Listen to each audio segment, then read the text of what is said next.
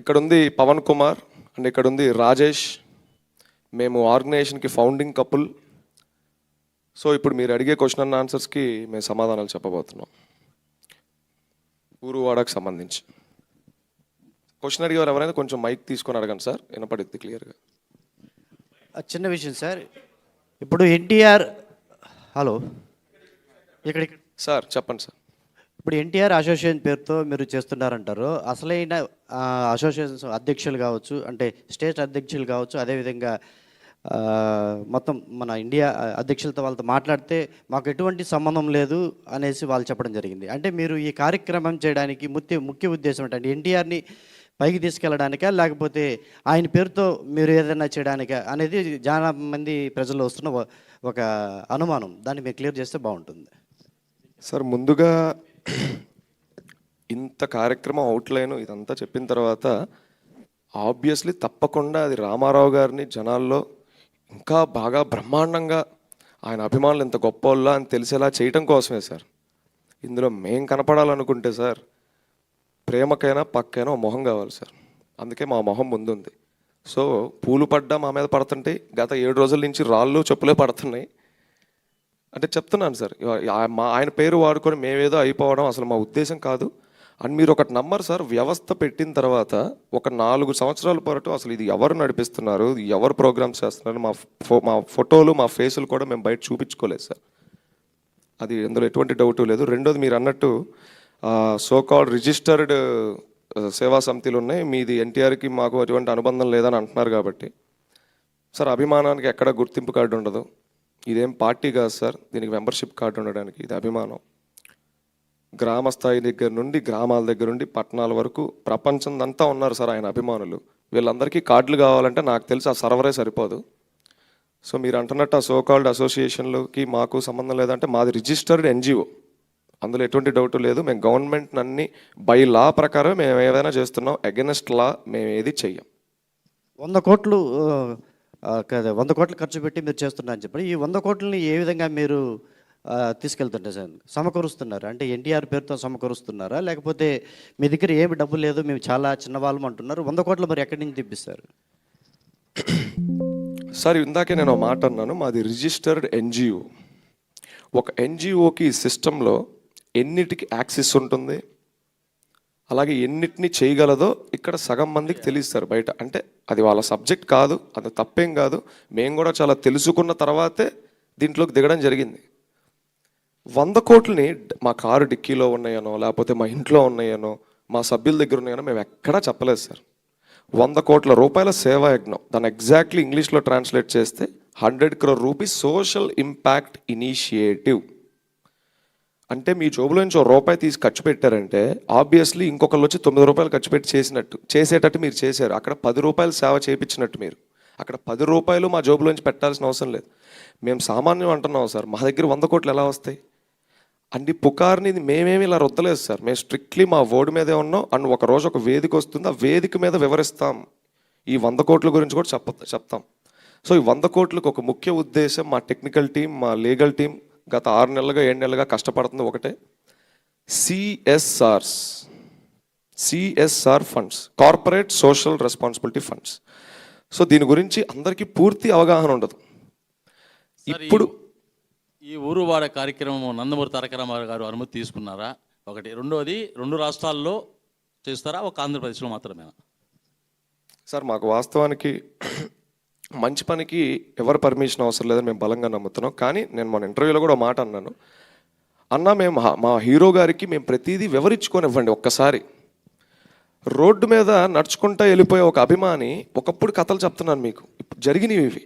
Road మీద నడుచుకుంటా వెళ్ళే ఒక అభిమాని హీరో ఇంటి ముందాగి హీరో గారి గేటు దగ్గర ఒక 2-3 రోజులు అలాగే కూర్చుంటే హీరో గారు బయటకు వచ్చి ఫోటో ఇచ్చి వెళ్ళినటువంటి వ్యక్తి మా రామారావు గారు. అలాంటిది 7 సంవత్సరాల నుంచి ఇంత సర్వీస్ చేస్తా, ఇంత అంటే మేము ఒక్కలమే చేస్తామని మేము ఎప్పుడు చెప్పట్లేదండి. మాది కూడా మేము ఎగ్జాగరేట్ చేయట్లేదు, జనాలే ఎగ్జాగరేట్ చేస్తున్నారు. మేము కామ్గా సోషల్ మీడియా పోస్టర్ వేసుకొని వెళ్ళిపోయాం, జనాలే దాన్ని ఇక్కడ దాకా తీసుకొచ్చారు. సో అలాగా చిన్న అభిమాన్ని కూడా కలిసే మా రామారావు గారు ఇన్ని సంవత్సరాలుగా మేము ఇంత కష్టపడుతుంటే మమ్మల్ని ఎందుకు కలవట్లేదు, మేము ఆయన్ని కలిసి మొరపెట్టుకొని, అన్న మేము ఇంత కష్టపడుతున్నాం మీ గురించి, ఇలా ఒకటి అనుకుంటున్నాం, ఇది చేస్తే బాగుంటుందా లేదా ఒక్కసారి చూడండి అన్న, మా వయసు చాలా చిన్నది, మాకెవరు గైడెన్స్ లేరు, మాకు మేమే తడబడుకుంటా కింద పడతా లేస్తా చేస్తున్నాం అని చెప్పాలని ఎప్పటి నుంచో ఉందండి. కానీ అవకాశం ఎందుకు రావట్లేదో మాకు కానీ, మా కోర్ కమిటీ సభ్యులకు కానీ, మా తల్లిదండ్రులకు కూడా ఎప్పుడు నాకు అది అర్థం కాని ప్రశ్న. కాబట్టి అనుమతి తీసుకోవడం అంటే ఇదే సార్, మంచి పనికి అయితే అనుమతి లేదు, ఆయనే స్టార్ట్ చేయమన్నారు, అందుకే చేసాం. అంటే ఒక నిమిషం, ఇది ఎప్పుడు స్టార్ట్ అయింది మీ ఎన్జిఓ అనేది? సార్ యాక్చువల్గా ఎన్జిఓ కంటే ముందు ఒక చిన్న ఫ్యాన్ క్లబ్గా స్టార్ట్ అయింది 2020 కోవిడ్ ఫస్ట్ వేవ్లో. ఒక 6 నెలలకి మాకంటూ ఒక సపరేట్ ఇంట్రెస్ట్ చూపిస్తున్నారు ఆడియన్స్ మా కంటెంట్కి, దాన్ని ఎన్జిఓగా చేంజ్ చేద్దామని అనుకున్నాం. ఎన్జిఓగా చేంజ్ చేయగానే ఫస్ట్ ప్రోగ్రామే 50 ఊర్లో చేసాం, ఆంధ్ర, తెలంగాణ, కర్ణాటకలో. ఎందుకంటే ఆ టీం కూడా ఎగ్జైట్ అయ్యారు మా కాన్సెప్ట్కి. మన రాజీవ్ కనకాల గారే పోస్టర్ లాంచ్ చేశారు. అలా తేరుకున్నాం అనేసరికి సెకండ్ వేవ్ వచ్చింది. సోషల్ మీడియాలో కాదండి, ఎన్జిఓ అంటే సోషల్ సర్వీస్ చేయాలి, గ్రౌండ్ లెవెల్లో ఉండాలి. అలా ఎంతమందికి ఎన్ని సేవా కార్యక్రమాలు చేశారు, ఎలా చేశారు, ఎంతమంది మీ టీం ఉన్నారు? ప్రస్తుతానికి రిజిస్టర్డ్ వాలంటీర్స్ దగ్గరగా ఎన్ఆర్ఐస్ వీళ్ళని పక్కన పెట్టుకుంటే 27,000 మంది వాలంటీర్లు, పైచిలుకు వాలంటీర్లు ఉన్నారు సార్. ప్రోగ్రామ్స్ అంటే చెప్పాను, అన్నదానంతో స్టార్ట్ చేసి కోవిడ్ సెకండ్ వేవ్ రావడం వల్ల మేము కోవిడ్లో చాలా సర్వీసులు చేసాం సార్. అవి మాకు చాలా బలాన్ని కూర్చుని, అండ్ మా టీం కూడా ఇంకా చాలా మందికి వచ్చారు. ఇంట్లో ఉండిపోయే వాళ్ళని, ఆ కోవిడ్ ఎఫెక్ట్ అయిన వాళ్ళకి మేమే డెలివరీలు చేసుకొని ఇంటికి వెళ్ళి ఫుడ్, ట్యాబ్లెట్స్, మెడిసిన్స్ ఇవ్వడం జరిగింది. గేటుకి తగిలిచ్చేసి వచ్చేసేవాళ్ళు. కాకపోతే వాళ్ళు బాధలో ఉన్నారు కాబట్టి అవి ఫోటోలు దిగి మనం బయటకు పెట్టలేం. మేము పోస్టర్లు ఏ ఊరికి ఆ ఊరు వేసాం, 10-15 ఊర్లు. ఫోన్ నెంబర్లు వేసి, మీరు కానీ ఇలా ఇబ్బంది పడుతుంటే, ఇంట్లో క్వారంటైన్ అయ్యి ఉంటే మటుకు ఈ నెంబర్లకు ఫోన్ చేయండి, మా టీం వచ్చి మీకు ఫుడ్ ఇచ్చేది, మెడిసిన్స్ ఇచ్చేది ఫ్రీగా. కోవిడ్తో బలపడింది సార్. మనం దాన్ని మంచిగా అనుకోవాలో చెడుగా అనుకోవాలో మాకు తెలియదు. అక్కడి నుంచి రకరకాల ప్రోగ్రాంలు, ప్లాంటేషన్స్, గవర్నమెంట్ స్కూల్స్ను కూడా మేము టచ్ చేసాం సార్. ఆంధ్ర, తెలంగాణలో పలు గవర్నమెంట్ స్కూల్స్కి వెళ్ళి అక్కడ లేనివి చిన్న సదుపాయాల్ని మేము కల్పించగలిగాం. మేమేమి లారీ ఇచ్చామని చెప్పట్లేదు, మాకెంత ఉందో మేము అంత చేయగలిగాం. ఇంకా అక్కడి నుంచి 365 రోజులు నిత్య అన్నదాన కార్యక్రమం అని, అట్ ద సేమ్ టైం స్టూడెంట్స్కి కొన్ని మోటివేషనల్ సెక్షన్స్ అని, కొన్ని పోస్టర్స్ లాంచ్ అని, అలా చేసుకుంటూ వెళ్తున్నాం. ఎన్టీఆర్ మీల్ అనే ఒక భారీ కార్యక్రమం పునాది పుంజుకుంది 1.5 సంవత్సరం క్రితం. ఎన్టీఆర్ మీల్కి ఒక బ్యాగ్ 100 crores కూడా కొద్దిగా క్లారిఫికేషన్ ఇవ్వండి. సిఎస్ఆర్ ఫండ్స్ అంటే తెలియకుండా ఏం కాదు, అందరికీ తెలుసు, ఐడియా ఉంది. మీరు తెలియదు అని చెప్పి అనొద్దంటే ఏంటి అంటే 100 కోట్లతో మేము చేస్తున్నాం అన్నారు. 100 కోట్లు చేస్తున్నామంటే ఆల్రెడీ ఉన్నట్లు, ఎక్కడి నుంచో వచ్చేది కాదు కదండి. ఆల్రెడీ ఉంటే మనం చెప్పాలి, ఓకేనా? సో మీరు పోస్టర్ కూడా 100 కోట్లతో చేస్తున్నాం సేవా కార్యక్రమాలని చెప్పి చాలా క్లియర్గా మెన్షన్ చేశారు. సో అలాంటప్పుడు ఉంటే ఉన్నదాన్ని మేము ఇంత పెద్దది చేస్తున్నామని చెప్పాలి. అసలు లేని దాన్ని మేము సృష్టిస్తామని చెప్పడం ఎంతవరకు కరెక్ట్? ఎలా దాన్ని ప్రజల్లోకి తీసుకెళ్తున్నారు? ఆ 100 కోట్ల రూపాయల ఫండ్స్ అనేది సేకరించి చేస్తారా? అది క్లారిటీగా చెప్పాలి. మేము సేకరించి కాదు, 1000 కోట్ల రూపాయలు మేము సంపాదించి దాన్ని మేము ఖర్చు పెడతాం అనేది ఒక పద్ధతి. ఆల్రెడీ మా దగ్గర ఉంది 1000 కోట్లు, మేము ఖర్చు పెడదాం అనేది ఒక పద్ధతి. సో క్లారిఫికేషన్ ఇవ్వండి. ఒక సినిమాని మనం అనౌన్స్ చేసేటప్పుడు ఒక ప్రొడ్యూసర్ దగ్గర మొత్తంలో డబ్బు ఉండదు, ఫినాన్షియర్స్ అని ఒకటి ఉంటుంది. ఇది సినిమా కాదండి. అదే సార్, ఇది సినిమా కాదండి. ఒక ఎన్జిఓ అన్నప్పుడు చాలా బాధ్యతాయుతంగా వ్యవహరించాలి. దానికి వచ్చేటువంటి ప్రతి రూపాయి కూడా ఒక సామాన్యుడి కోసం, ఒక పేద వ్యక్తి కోసం ఎవరో ఒకరు సహాయం చేసేటువంటిది. మీరు చెప్పిన సిఎస్ఆర్ ఫండ్స్ కావచ్చు, what ever it is. CSR funds అనేవి జనరల్గా ఎలా వర్క్ అవుతాయి అంటే, మనం ఆ గ్రామానికి వెళ్ళినప్పుడు మా గ్రామ కమిటీ ఏదైతే ఉంటుందో వాళ్ళని ఎడ్యుకేట్ చేయాలి. First point. ఇప్పుడు ఒక గ్రామంలో మరుగుదొడ్లు లేవనుకుందాం. ఆ గ్రామంలో మా టీమో, ఆ బాధితుడో డైరెక్ట్గా టాటాకో లేకపోతే ఒక కంపెనీకో ఫోన్ చేసి, అయ్యా మా ఊర్లో మరుగుదొడ్లు లేవు, వచ్చి మరుగుదొడ్లు కట్టండి అంటే కట్టరు. దానికి ఒక ప్రణాళిక ఉంటుంది. ఫస్ట్ ఐడెంటిఫికేషన్ ఆఫ్ ది ప్రాబ్లమ్ని గుర్తించటం. 2 ప్రెజెంటింగ్ ద ప్రాబ్లమ్ని ఎలా ప్రజెంట్ చేయబోతున్నాం. 3 బడ్జెట్ అనాలిసిస్. అసలు మీ ఊర్లో ఎన్ని గడపలు ఉన్నాయి, ఎన్ని గడపలకి ఎన్ని బాయికానాలు కావాలి, బాయికానాలు కట్టిన తర్వాత మళ్ళీ వాటర్ ప్రాబ్లం ఏమన్నా ఉందా మీ ఊర్లో, ఇలా ఒక డీటెయిల్డ్ ప్రాజెక్ట్ రిపోర్ట్ అనేది ఒకటి ఉంటుంది. మనం ఊరూరు తిరిగి మన వాళ్ళని ట్రైన్ చేసుకొని రిపోర్ట్లు తయారు చేసుకొని లీగల్గా గవర్నమెంట్కి సహాయపడే విధంగా, హెల్ప్ అయ్యే విధంగా, వ్యతిరేకంగా కాకుండా దీన్ని వాళ్ళకి ప్రజెంట్ చేయడం జరుగుతుంది. It's a process sir. మనం ఇదంతా చేయకుండా 100 కోట్లు ఏ సిఎస్ఆర్ కంపెనీ మన ఎన్జిఓకి ఇవ్వదు. First point to be noted sir. And ఇంకోటి పోతే మేము 100 కోట్లతో చేసేస్తున్నాం అని ఎక్కడా చెప్పలేదు. వంద కోట్లతో చేసేస్తున్నామని చెప్ప 100 కోట్ల రూపాయల సేవా యజ్ఞం అని చెప్పాను సార్. కాలంలో 100 కోట్లతో సేవా యజ్ఞం అదే అన్నారు. సార్. సో దాన్ని ఎలా ప్రాపర్గా చేస్తారు? మీరు చెప్పినట్టు ఒక టాయిలెట్ కట్టాలన్నా ఒక ప్లానింగ్ ఉండాలి, ఒక ప్రణాళిక ఉండాలి. ఇవన్నీ మాకు తెలియదు కాదు, గ్రౌండ్ లెవెల్లో ఉన్న వాళ్ళం, మాకు అన్ని క్లారిటీ ఉంటుంది. అయితే సో దాన్ని ప్రాపర్గా డబ్బులుంటే చేస్తామని చెప్పడం వేరు, మేము సంపాదించి చేస్తామని చెప్పడం వేరు, మేము వేరే వారి దగ్గర విరాళాలు సేకరించి చేస్తామని చెప్పడం వేరు.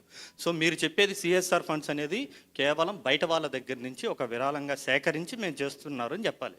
సో దాన్ని చెప్పే విధానంలో చాలా తేడా వస్తుందని చెప్తున్నాను. సో అందుకే అడుగుతున్నాను, 100 కోట్ల రూపాయలను మీరు ఎలా సంపాదించగలుగుతున్నారు? మీకు ఇప్పటికే ఏదైనా కంపెనీలు మీకు ముందుకు వచ్చాయా? అంటే కార్పొరేట్స్ కంపెనీలు ఏమైనా ముందుకు వచ్చి మీకు 100 కోట్ల రూపాయలను మేము ఇస్తాం సో ఒక రా ఎన్టీఆర్ సంస్థకు మేము అందజేస్తున్నాం అని ఎవరైనా చెప్పారా? మీరు ఎవరినైనా అప్రోచ్ అయ్యారా?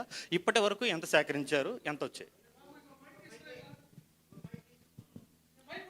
సార్ ఇదంతా ఒక పెద్ద లాంగ్ ప్రాసెస్ సార్. సేకరణ అంటే ఇప్పుడు మన ఆంధ్రప్రదేశ్ ఉంది సార్, ఎవ్రీ ఇయర్ మన కంట్రీలో కొన్ని వేల కోట్లు సిఎస్ఆర్ ఫండ్స్ బయటకు వస్తాం జరుగుతుంది. అందులో మన ఆంధ్రప్రదేశ్ ఒక 4% 5% క్యాప్చర్ చేసుకుంటుంది.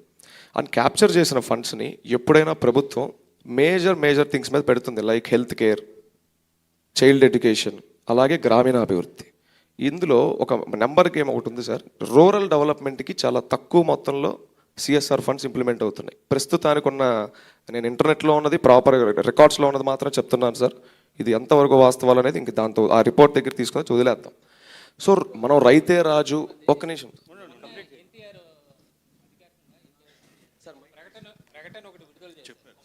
సార్, మైక్ దాంట్లో మా పేరుతో ఎలాంటి డొనేషన్లు ఎక్కడా కూడా సేకరిస్తే వద్దని చెప్పారు వాళ్ళు, దాని మీద ఇవ్వాల్సిన అవసరం లేదన్నారు.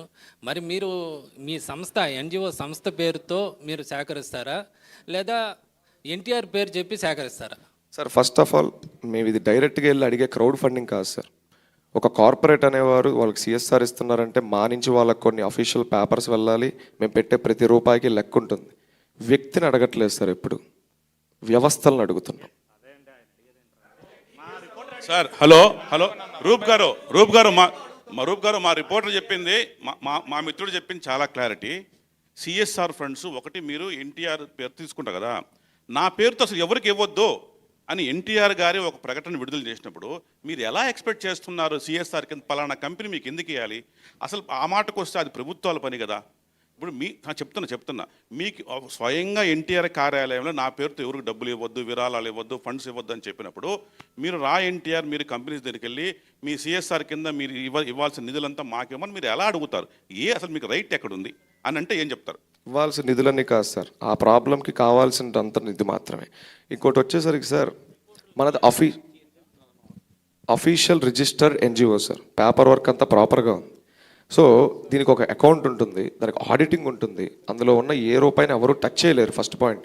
అండ్ ఇంకోటి మీరు అన్నారు ఎన్టీఆర్ గారు ఎవరు ఇవ్వద్దు అన్నారు అని, అదే సార్ నేను అంటుంది. ఒక వ్యక్తి దగ్గరికి వెళ్ళినప్పుడు ఎటువంటి పేపర్ వర్క్ ఏది అవసరం లేదు. ఆ వ్యక్తి దగ్గర 2 ఎమోషనల్ మాటలు మాట్లాడో లేకపోతే ఇంకేదో చేసో మనం డబ్బులు వాళ్ళ దగ్గర వేయించుకోవచ్చు, కానీ మేము ఆ తప్పు చేయం. ఫ్యాన్స్ ఎమోషన్స్తో మేము ఆడుకోం. కార్పొరేట్ దగ్గరికి వెళ్తున్నాం. రెండోది పోతే ప్రభుత్వం పని కాదు సార్, ఎన్జిఓస్ పని ఉంటుంది ఎక్కువ శాతం. అంటే నాన్ గవర్నమెంటల్ ఆర్గనైజేషన్స్కి ఎక్కువ సిఎస్ఆర్ ఫండ్స్ వస్తాయి, వాళ్ళే అలాంటి కార్యక్రమాలు చేస్తారు. ఉదాహరణకి చాలా బ్రిడ్జిలు మన ఆంధ్రప్రదేశ్లో కూడా వరల్డ్ బ్యాంక్ లాంటివి పెద్ద కంపెనీలు కట్టించున్నాయి 100 కోట్లు ఇన్వెస్ట్ చేసి. సో మనం ఎంత పెద్ద రాష్ట్రంలో ఇంత పెద్ద వాలంటీర్ నెట్వర్క్లో మేము ఎంత పెద్ద ప్రోగ్రామ్కి చెప్పిన నెంబర్ 100 కోట్లు మాత్రమే.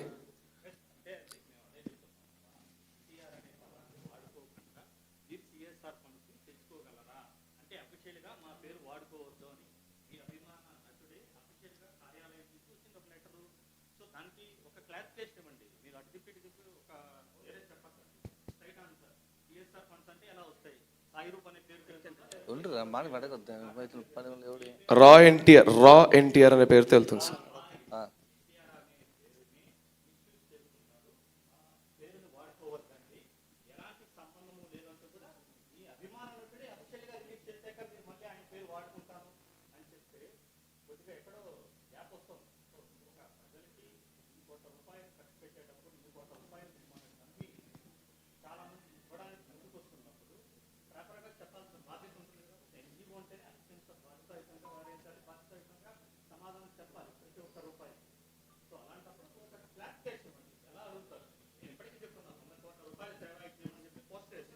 సో 100 కోట్లు అంటే ఇప్పుడు సినిమా తీయాలి, మీరు చెప్పిన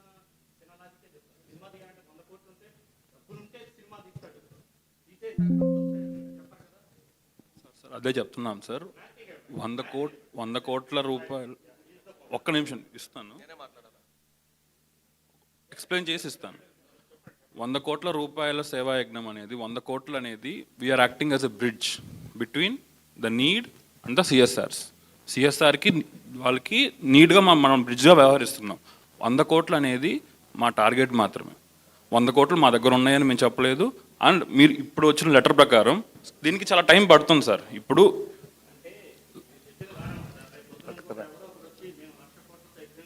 సార్ ఆ కాన్సిక్వెన్సెస్ అన్నీ అదే చెప్పబోతున్నాను.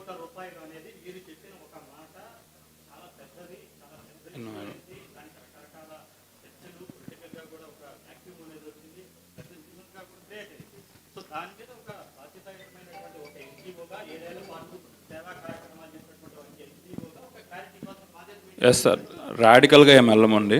దానికి మీరు చెప్పిన వాటి కాన్సిక్వెన్సెస్ అన్నీ సార్ అదే చెప్పబోతున్నాను సార్. చాలా రెస్పాన్సిబుల్గా నందమూరి తారక రామారావు గారికి గౌరవం ఇస్తూ, ఆయన మాట గౌరవం ఇస్తూనే మా ప్రాసెసింగ్ మీద ఉండబోతుందండి. ఎందుకంటే ఇవాళ చెప్పవి నెక్స్ట్ మంత్లో చేసే ప్రోగ్రామ్ కాదు ఇది. మేము పెట్టుకున్న టార్గెట్కి, మేము పెట్టుకున్న టైం ఫ్రేమ్కి there will be a due process. ఇక్కడి నుంచి తర్వాత అడుగులు ఎలా ఉంటాయి అనేది వీల్ టేక్ ఎ కాల్. చాలా రెస్పాన్సిబుల్గా, చాలా బాధ్యతాయుతంగా వ్యవహరిస్తాం. అంతేగాని ప్రతి రూపాయికి అకౌంటబిలిటీ ఉంటుంది. అలా అని చెప్పేసి ఎవరి మీద వెళ్ళి విరాళాలు తీసుకోవడం, ఇక్కడున్న ఫ్యాన్స్ అనే కాదు, లైవ్ ద్వారా వీక్షిస్తున్న అభిమానుల దగ్గరకు కానీ మీరు కనుక్కోండి, ఇప్పటి వరకు ₹1 విరాళం కూడా మేము అడగలేదు.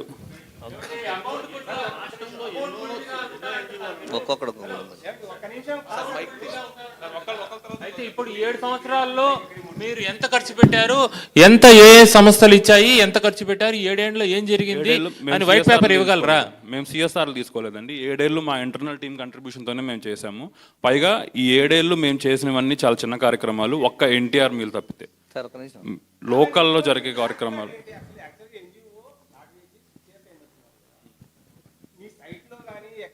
డిస్ప్లే చేశారా ఇప్పుడు వరకు మీరు చేసిన వర్క్స్ ఏంటి లాస్ట్ 6 years లో? సైట్ లో మొత్తం 24 కార్యక్రమాలు. అసలు ఆ కార్యక్రమం అంటే ఏంటి, ఆ కార్యక్రమంలో ఏం చేసాం క్లియర్ గా పెట్టాం.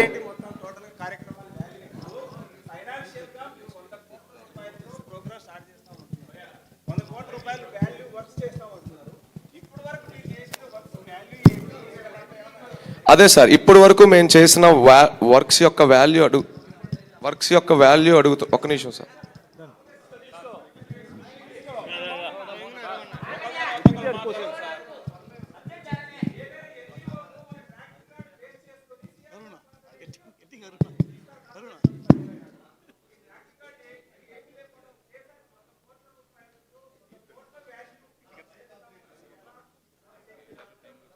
ఇప్పటి వరకు మొత్తం సెల్ఫ్ ఫండెడే సార్. దీనికి ప్రాపర్ లెక్క అంటే చెప్పలేం. ఎందుకంటే ఒక అకౌంట్ ద్వారా కానీ, ఒక కరెంట్ అకౌంట్ ద్వారా కానీ ఏదైనా ఒక ట్రాన్సాక్షన్ జరిగిందంటే దాన్ని చెప్పగలం. మేము అన్నాం కదా సెల్ఫ్ ఫండెడ్. ఎన్టీఆర్ మీల్ విజయవాడలో జరుగుతుంది, ఎన్టీఆర్ మీల్ హైదరాబాద్లో జరుగుతుంది, ఎన్టీఆర్ మీల్ తమిళనాడులో జరుగుతుంది. ఎన్ని ఊర్లో 160 సెంటర్స్లో ఎవరి ఖర్చు వాళ్ళు మాత్రమే పెట్టుకున్నారు. మా ఇన్ఛార్జెస్ మేము ఎంచుకునే ఇన్ఛార్జెస్కి ఒక వృత్తి ఉంటుంది. వ్యాపారం అవ్వనివ్వండి, ఉద్యోగం అవ్వనివ్వండి, వాళ్ళ ఊర్లో వాళ్ళు ప్రోగ్రామ్ నడిపించుకునే శక్తి వాళ్ళకు ఉంటుంది. సో వాళ్ళు ఎంత ఖర్చు పెట్టారో మాకు చెప్పక్కర్లేదు.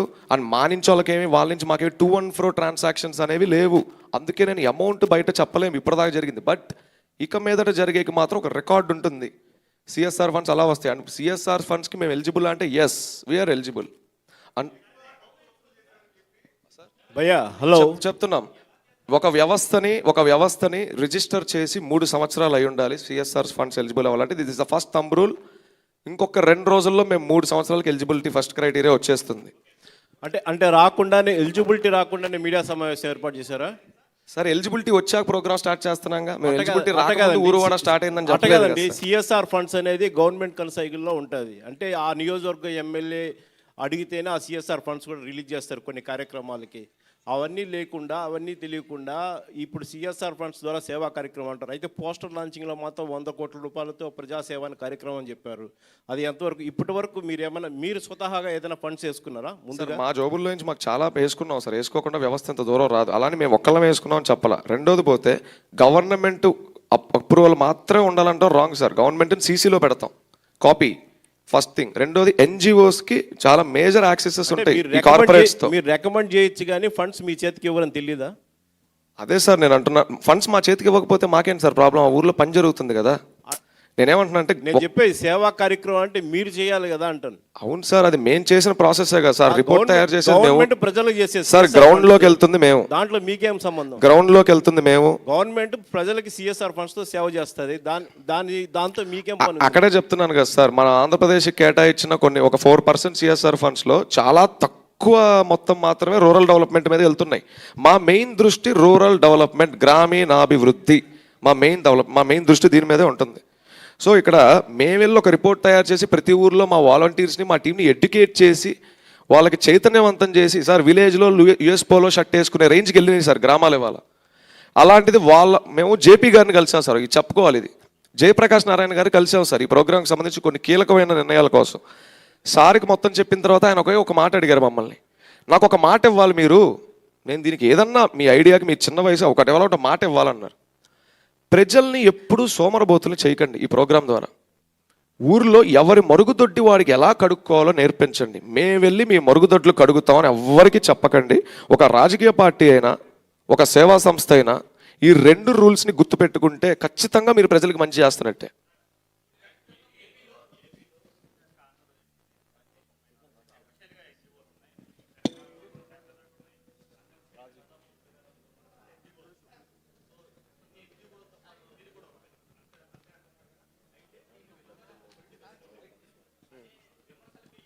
Sir political mode sir mike sir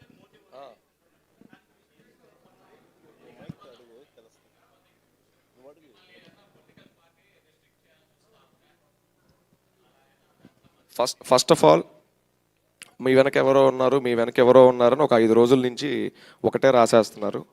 మా వెనకాల నిజంగా ఎవరూ లేరు. ఆయన మీద ఒక ఎమోషన్ ఉంది. రామారావు కూడా ఉన్నారని కాదు ఇక్కడ దాని అర్థం. రామారావు గారు అసలు మా వెనకాల ఎందుకు ఉంటారు సార్? ఆయన మీద ప్రేమ మట్టుకే ఉంది. ఎందుకంటే మేము చేస్తుంది ఆయన కోసం కాబట్టి, ప్రజల మంచి కోసం కాబట్టి.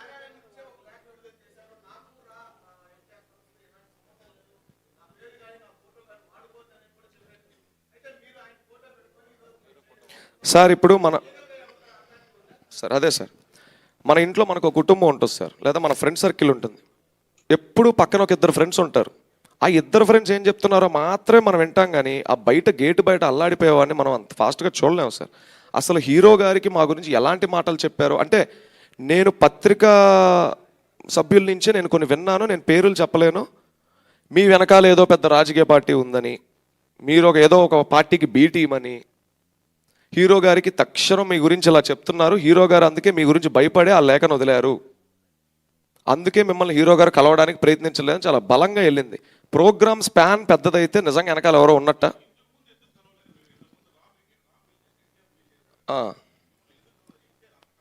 సార్ 2024 జనవరి 8న సార్ కరోనా నుంచి మీరు సర్వీస్ చేస్తున్నారు. కార్పొరేట్ సోషల్ రెస్పాన్సిబిలిటీ పేరుతో ప్రతి ఒక్కరు కూడా ఈ సేవా కార్యక్రమాలు చేస్తారు. బట్ ఇక్కడ మీరు పెడుతున్నటువంటి ఈ ఒక ఆర్గనైజేషన్లో ఇష్యూ ఏంటంటే 100 కోట్లని మీరు సొంతంగా సేవ చేయొచ్చు, మీరు సోషల్ రెస్పాన్సిబిలిటీ తీసుకోవచ్చు. బట్ ఇక్కడ ఒక హీరోని ముందు పెట్టి చేస్తున్నారు. సో దీనిపైన అఫీషియల్ ఫ్యాన్స్ అసోసియేషన్ కూడా వాళ్ళు యాంటీగా మాట్లాడుతున్నారు. అసలు వాళ్ళు ఎవరో మాకు తెలియదు, మేము సోషల్ యాక్టివిటీస్ చేస్తున్నాం, బట్ ఇటువంటి వారు ఎప్పుడు కూడా ఎన్టీఆర్ని అప్రోచ్ అవ్వలేదు, కనీసం వాళ్ళ పిఆర్ టీమ్ని టచ్ చేయలేదు. ఎందుకు ఈ రకమైనటువంటి స్పెక్యులేషన్స్ ఇప్పుడు 2 స్టేట్స్లో కూడా పొలిటికల్గా టర్న్ అయిపోయింది ఇది అందరూ కూడా చాలా ఇంట్రెస్టింగ్గా చూస్తున్నారు ఇప్పుడు మీరు మాట్లాడేది. సో ఒక ఎన్టీఆర్ని అడ్డం పెట్టుకొని, ఒక హీరోని అడ్డం పెట్టుకొని ఈ రకమైనటువంటి యాక్టివిటీస్ 100 కోట్లు అనేటువంటి ఇష్యూనే ఇప్పుడు రైజ్ అవుతుంది. సో అది ఎక్కడి నుంచి తీసుకొని వస్తారు? మేజర్ క్వశ్చన్ అయితే ఇదే. ఆర్గనైజేషన్ అయితే మీరు పెట్టచ్చు, కానీ ఈ ఒక ఫండ్స్ అనేది ఎక్కడి నుంచి రైజ్ అవుతాయి? ఇప్పుడు మీరు సేవా కార్యక్రమాలు చేస్తే మిమ్మల్ని ఇనిషియేట్ తీసుకొని ఇంకొకరు చేస్తారనే మాట అది చాలామంది చేస్తారు, అది రూట్ అనేది క్లియర్ అవుతుంది. సో మీరు ఏ రకంగా ఫండ్స్ రైజ్ చేస్తారో అదే ఇప్పుడు మేజర్ క్వశ్చన్. అదే సార్, ఇప్పుడు నేను ఇందాక ఫస్ట్లో మాట అన్నాను, సేవకు ఒక లిమిట్ ఉండదని. లెట్స్ సీ, మీరన్న అసోసియేషన్స్ ఇవన్నీ ఇప్పటి వరకు ఒక 10 రూపాయలకు సంబంధించిన సేవ చేస్తుందని అనుకుందాం. మేము 100 రూపాయలకు సంబంధించిన సేవ చేయాలని మేము అనుకుంటున్నాం. ఫస్ట్ ఆఫ్ ఆల్ ఇది తప్ప? ఏమాత్రం తప్పు కాదు సార్.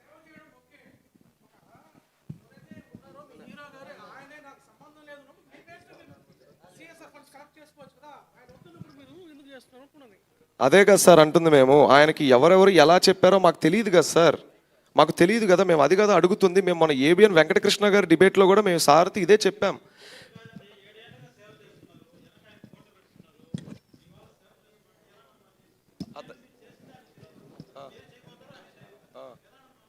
ఇన్నేళ్ళు చేసింది ఆయనకి తెలియదని అనుకుంటున్నారా? అంటే కాదు.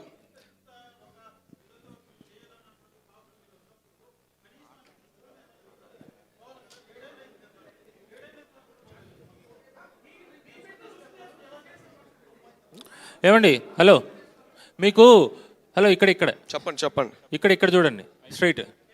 ఇక్కడ మీకు P4 అనేది గవర్నమెంట్ ఒకటి పెట్టుండది, దాని మించి ఏమైనా అవగాహన ఉందా మీకు? అంటే జస్ట్ చూసాం సార్, ఆ పబ్లిక్ పాలసీ ఇవేనా మన టీడీపీ గవర్నమెంట్ మొన్న ఏదో పెట్టింది అదేనా P4? అంటే పూర్తి డీటెయిల్గా తెలియదు సార్, గమనించాను అంతే జస్ట్. మరి మీరు ఒక కార్యక్రమం ఎత్తుకునేటప్పుడు సమాజంలో ఏం జరుగుతుందో కూడా తెలుసుకోకుండా ఎట్లా ఉంటారు? P4 అనేది కొంత అవగాహన చేసుకుని ఉండాలి సార్ కదా. అదే వస్తున్నాను సార్. మీకు ఇందాక పోర్ట్ఫోలియోస్ ఒక మాట చెప్పాను, అన్ని పనులు ఎప్పుడు ఒకళ్ళే చేయలేరు. ఓకేనా? నేను చేయగలిగే పనులు కొన్ని ఉంటాయి, మా టెక్నికల్ టీం చేయగలిగే పనులు కొన్ని ఉంటాయి, మా ఆడిటర్లు చేయాల్సి ఒకటి ఉంటుంది, లీగల్ టీం ఒకటి ఉంటుంది.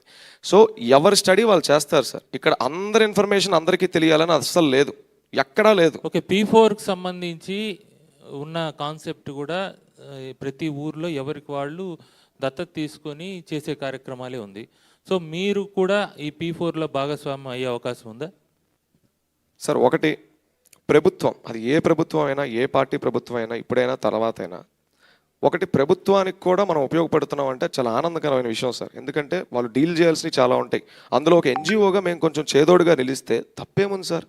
ఎవరి ప్రభుత్వం అయినా కానీ నిజంగా వాళ్ళ నుంచి మేము నిజంగా ఒక 2-3 ఏళ్ళు బాగా కష్టపడి దీన్ని బాగా ల్యాండ్ చేయగలిగితే, ప్రభుత్వం కలిసి పని చేద్దామమ్మా, మంచి పని మీరు చేస్తుంది, ఇప్పుడు గవర్నమెంట్ కొన్ని స్కీమ్స్ పెడుతుంది, కలిస్తే బాగుంటది అనుకున్నప్పుడు తప్పకుండా కలుస్తాం. 3 ఏళ్ళు తర్వాత కలుస్తాం అనేది కాదండి, ఇప్పుడు లైన్ లో ఉంది P4 అనేది, ఇప్పుడు ఉంది. సో మీరు ఇమీడియట్ గా కూడా P4తో కూడా మీ కలిసి పనిచేసేదానికి ఎక్కడైనా దత్తత తీసుకుని కొన్ని కుటుంబాలని బాగు చేయడానికి ప్రయత్నం చేయొచ్చు కదా.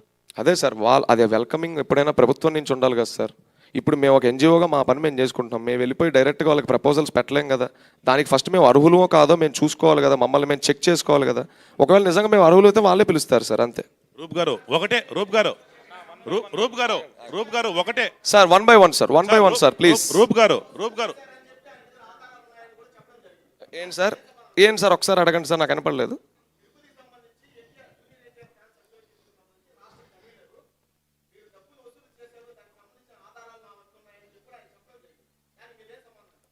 ప్రూఫ్, మనకి కథనాలు వద్దు సార్, ప్రూఫ్లు ఉంటే పెట్టండి. ఇవ్వమనండి సార్. ఇప్పుడు నాకు ఎవరో దృష్టికి తెచ్చారు మన మీడియా మిత్రులే, ఏఎస్పీ గారిని కలిశారు, మీ మీద కంప్లైంట్ ఇచ్చారు, మీరు తప్పు చేస్తున్నారు అన్నారు. ఆ కంప్లైంట్ పేపర్లో అవి కూడా పెట్టి మేము తప్పు చేసి ఉంటే ఇవాళ అదే బయట ఉన్న పోలీస్ శాఖ గారు వాళ్ళకి థ్యాంక్స్ చెప్పుకోవాలి సార్. ముందు మర్చిపోయాను, వారు మమ్మల్ని అరెస్ట్ చేయొచ్చు.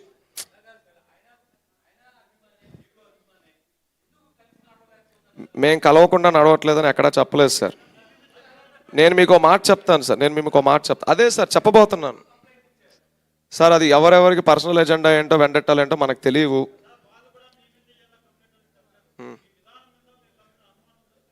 అనుమానం ఉంటే ఇన్వెస్టిగేషన్ జరుగుతుంది. లా అండ్ ఆర్డర్ అనేది ఒకటి ఉంది, ఇన్కమ్ ట్యాక్స్ ఉంది, ఈడీ ఉంది, సిబి ఉంది, సిబిఐ ఉంది, సిఐడి ఉంది. మీరు ఎన్ని బలగాలైనా పంపచ్చు, మమ్మల్ని వెరిఫై చేసుకోవచ్చు. మా ఆఫీస్ అడ్రస్ ఎక్కడ ఉందో కూడా మేము బహిరంగంగా అన్ని చోట్ల చెప్తున్నాం. రూప్ గారు మళ్ళీ దయచేసి మళ్ళీ అదే ప్రశ్న అనుకోవద్దండి. ఇప్పుడు సింపుల్ ఒకటే అంశము. మీరు ఎవరైతే ఏ కంపెనీ అయితే ఎన్టీఆర్ బొమ్మను చూపించి అడుగుతారో అదే కంపెనీ మీకు సిఎస్ఆర్ కింద ఫండ్ ఇవ్వడానికి ముందు ఎన్టీఆర్ కార్యాలయం విడుదల చేసిన ప్రకటన పక్కన పెట్టుకొని మీకు ఫండ్స్ రిజెక్ట్ చేస్తుంది కదా. ఒకటి కాదు, మీరు ఏది అప్లై చేసినా సిఎస్ఆర్ కింద ఖచ్చితంగా రిజెక్ట్ అవుతుంది. ఎందుకంటే రా ఎన్టీఆర్కి మీరు ఎలాగో ఎన్టీఆర్ బొమ్మ చూపిస్తారు, అందులో 100% సిఎస్ఆర్ కింద మీరు అడుగుతారు కదా. అదే రా ఎన్టీఆర్ సంస్థ అప్లై చేస్తే మీకు వచ్చి ఎన్టీఆర్ విడుదల చేసిన ప్రకటన మీకు చూపించి మీకు ఫండ్ రిజెక్ట్ చేస్తారు కదా. అన్ని చోట్ల మీకు ఎదురు కాకూడదు, అలాంటి సందర్భం రాదనుకుంటున్నారా? ఈ స్టేట్మెంట్ కరెక్ట్గా 5 రోజుల కిందటే వచ్చింది సార్ మా రామారావు గారి ఆఫీస్ నుంచి. ఎన్టీఆర్కి సంబంధం లేదు అని. అందుకే మేము వెంటనే ఒక న్యూస్ ఛానల్ అడిగినప్పుడు మేము డిబేట్లో మొరపెట్టుకున్నాం, మేము పడుతున్న కష్టాలు ఇది, మా ప్రాబ్లమ్స్ ఇవని. ఇప్పుడు మీరు అన్నారు మేము వ్యక్తుల దగ్గరికి వెళ్ళి అడగట్లా, వ్యవస్థల దగ్గరికి వెళ్ళి సిఎస్ఆర్స్ రైజ్ చేస్తున్నాం. And CSRs is 100% legitimate and on bylaw. అదే సార్ నేను అంటుంది, ఇది ప్రెస్ మీట్ ప్లానింగ్ కంటే తర్వాత జరిగింది, ఇది ప్రెస్ మీట్లో మనం మాట్లాడుకోవడం కంటే తర్వాత జరిగింది, 4 రోజుల కింద జరిగింది. దీని వెనకాల ఎవరున్నారు, ఎందుకు ఇలాంటి స్టేట్మెంట్ వచ్చింది, 7 సంవత్సరాలుగా కష్టపడి పనిచేస్తున్న ఒక వ్యవస్థ మీద ఇలా వేయడానికి గల రీజన్స్ ఏంటి, ఇవేం మాకు తెలియవు కదా. మేము బాధపడుతుంది అదే కదా ఇప్పుడు మీ ముందుకు వచ్చి వ్యక్తం చేసుకుంటుంది. అండ్ మంచి పని ఎవరు ఆపాలని ఎవరు చూడరు సార్. సార్ గవర్నమెంట్కి అన్ని లెక్కలు చెప్పాలి సార్, ఎవరు ఇక్కడ సిఎస్ఆర్ ఫండ్స్ని మిస్యూజ్ చేయడానికి లేదు. అది మనం ఇండివిజువల్గా ఎవరి దగ్గరన్నా ఫండ్ తీసుకుంటే దాన్ని ఏమైనా చేయగలరు. సిస్టంలో మన అందరి ముందు జరుగుతున్నాయి, మన అందరికీ తెలిసిందే, ఇదేందా మనం దాపరికాలు ఏం లేవు. కానీ ఒక వ్యవస్థ దగ్గర మనం ఒకటి తీసుకుంటున్నామంటే దానికి ప్రతిదీ పేపర్ వర్క్ ఉంటుంది. ఇన్ రిటర్న్ మేము వాళ్ళకి కొన్ని సర్టిఫికేట్స్ ఇష్యూ చేయాలి. ఇది ఏది కూడా గవర్నమెంట్కి తెలియకుండా జరగదు, మేమేం దాచిపెట్టేది కాదు సార్. ఈ పరిస్థితి ఇప్పుడు ఎదురైంది అంటున్నాను నేను. దీని ప్రోగ్రామ్ స్టార్ట్ చేయకముందు, మేము పోస్టర్ వేయకముందు, ప్రెస్ మీట్ అనౌన్స్ చేయకముందు జరగలేదు. 5 రోజుల కింద జరిగింది సార్. సాయిరూప్ సార్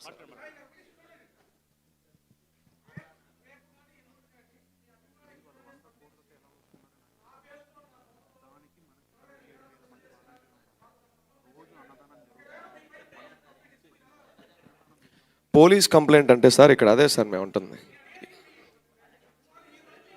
అదే సార్. అలాంటి కేసు పెట్టిన రోజు మేము తప్పు చేస్తే దాన్ని ఎదుర్కోవడానికి మేము సంసిద్ధంగా ఉన్నాం సార్.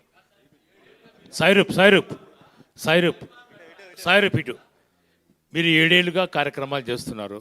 అయితే ఇప్పటి వరకు కూడా ఎన్టీఆర్ గుర్తించలేదు కాబట్టి ఈ కార్యక్రమం ద్వారా అట్రాక్ట్ కావాలని చెప్పేసి ఈ కార్యక్రమాన్ని తీసుకొచ్చారా?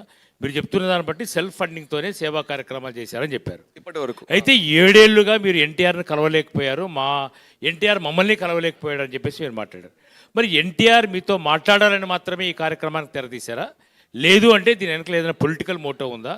అంటే ప్రత్యక్షంగా పరోక్షంగా చాలా విమర్శలు వస్తున్నది ఏంటంటే రాజకీయ విద్వేషాలు చెలరేగే విధంగానే వ్యవహరిస్తున్నారని ప్రధానమైన ఆరోపణ రాష్ట్ర రాజకీయాల్లో చర్చగా కొనసాగుతుంది. అలాంటి ఇంటెన్షన్ మోటో ఏదైనా మీకుందా? స్పష్టంగా చెప్పేయండి. ఎందుకంటే మీరు ఎన్టీఆర్ మీతో మాట్లాడలేదు కాబట్టి ఈ కార్యక్రమం చేస్తున్నాం అన్నట్టుగానే మీరు ఇందాక మాట్లాడారు. మరి ఎన్టీఆర్తో మాట్లాడితే ఈ సేవాయజ్ఞం ఆగిపోతుందా? లేదు ఈ సేవాయజ్ఞం కొనసాగాలంటే ఎన్టీఆర్ సహకారం ఉండాలని చెప్పేసి మీరు కోరుకుంటారు? ఎన్టీఆర్ గారితో మాట్లాడే అవకాశం వచ్చిన రోజు మా అన్నకి మేము ఈ కాన్సెప్ట్ని ఇంకొకసారి ఎలాబొరేటివ్గా క్లియర్గా చెప్పుకొని అప్రోచ్ ఇదన్నా, లీగాలిటీస్ ఇవన్నా, ప్రోగ్రామ్ అవుట్పుట్ ఇలా ఉండబోతుంది, ఇంత స్పాన్ ఉంది, ఇన్ని సంవత్సరాలను ఇవన్నీ చెప్పి ఒక సినిమా కథని ఎలా అయితే ఫుల్ బౌండ్ స్క్రిప్ట్గా చెప్తామో ఈ ఊరువాడని అలాగే చెప్పి, అరే నువ్వు ఆపేయరా నాకొద్దు అంటే ఒక టైట్ హగ్గిచ్చి క్షమించన్నా నేను ఇబ్బంది పెట్టుంటే అని చెప్పి నేను అక్కడ వెనక్కి తిరిగి చూడకుండా వెళ్ళిపోయి నా పని నేను చేసుకుంటానన్న ఫిక్స్ ఇందులో.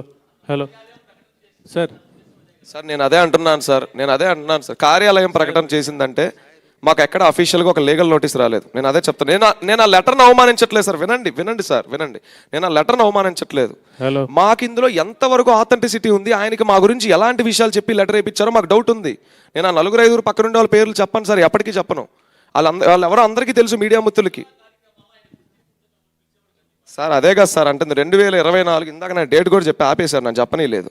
2024 జనవరి 8న మన దేవరా సినిమా టీజర్ లాంచ్ అయిన తర్వాత రాత్రి ఎప్పుడు 9ంటికి ఒక ఫ్యాన్స్ కన్వీనర్, ఆయన కూడా, నేను ఆయన పేరు కూడా చెప్పను, ఇందాక మీరు అన్నట్టు ఈ సోకాల్ తిరుపతి కన్వీనర్ లాగా ఆయన కూడా ఒక ఫ్యాన్స్ కన్వీనర్. అమ్మ హీరో నిన్ను కలవాలనుకుంటున్నాడు, హీరో గారితో ఒకసారి నువ్వు మాట్లాడాలి, మీ నుంచి ఎంతమంది వస్తారో రెడీ అవ్వండి అన్నారు. ఓకే అన్నాను సార్. అమ్మ ఆనందపడ్డాను. ఓకే ఆయన చెప్పుకునే 2024 జనవరి సార్, ఇది 2 ఏళ్ళ క్రితం అనుకున్నాం. టైం బీయింగ్ అటు నుంచి ఎటు రెస్పాన్స్ లేదు, ఏమీ లేదు, ఇంకంతా షట్ డౌన్. మేము ఎవరిని అడుగుతాం సార్? మళ్ళీ మాకు ఎవరైతే ఫోన్ చేశారో ఆయన్నే అడుగుతాం. ఆయన అడిగితే ఇప్పుడు కాదమ్మా, తర్వాత ఇది అవ్వదులే, కష్టంలే, మాకు కుదరట్లేదు, ఇలాంటివి వచ్చాయి. అందులో ఎంతవరకు వాస్తవాలు కూడా మాకు తెలియదు. మాకు అక్కడ ఏ నుంచైనా అటు నుంచి ఒక ఇన్ఫర్మేషన్ వస్తే అది నిజమో అబద్ధమో కూడా మాకు తెలియదు. ఆయన చెప్తున్నారు.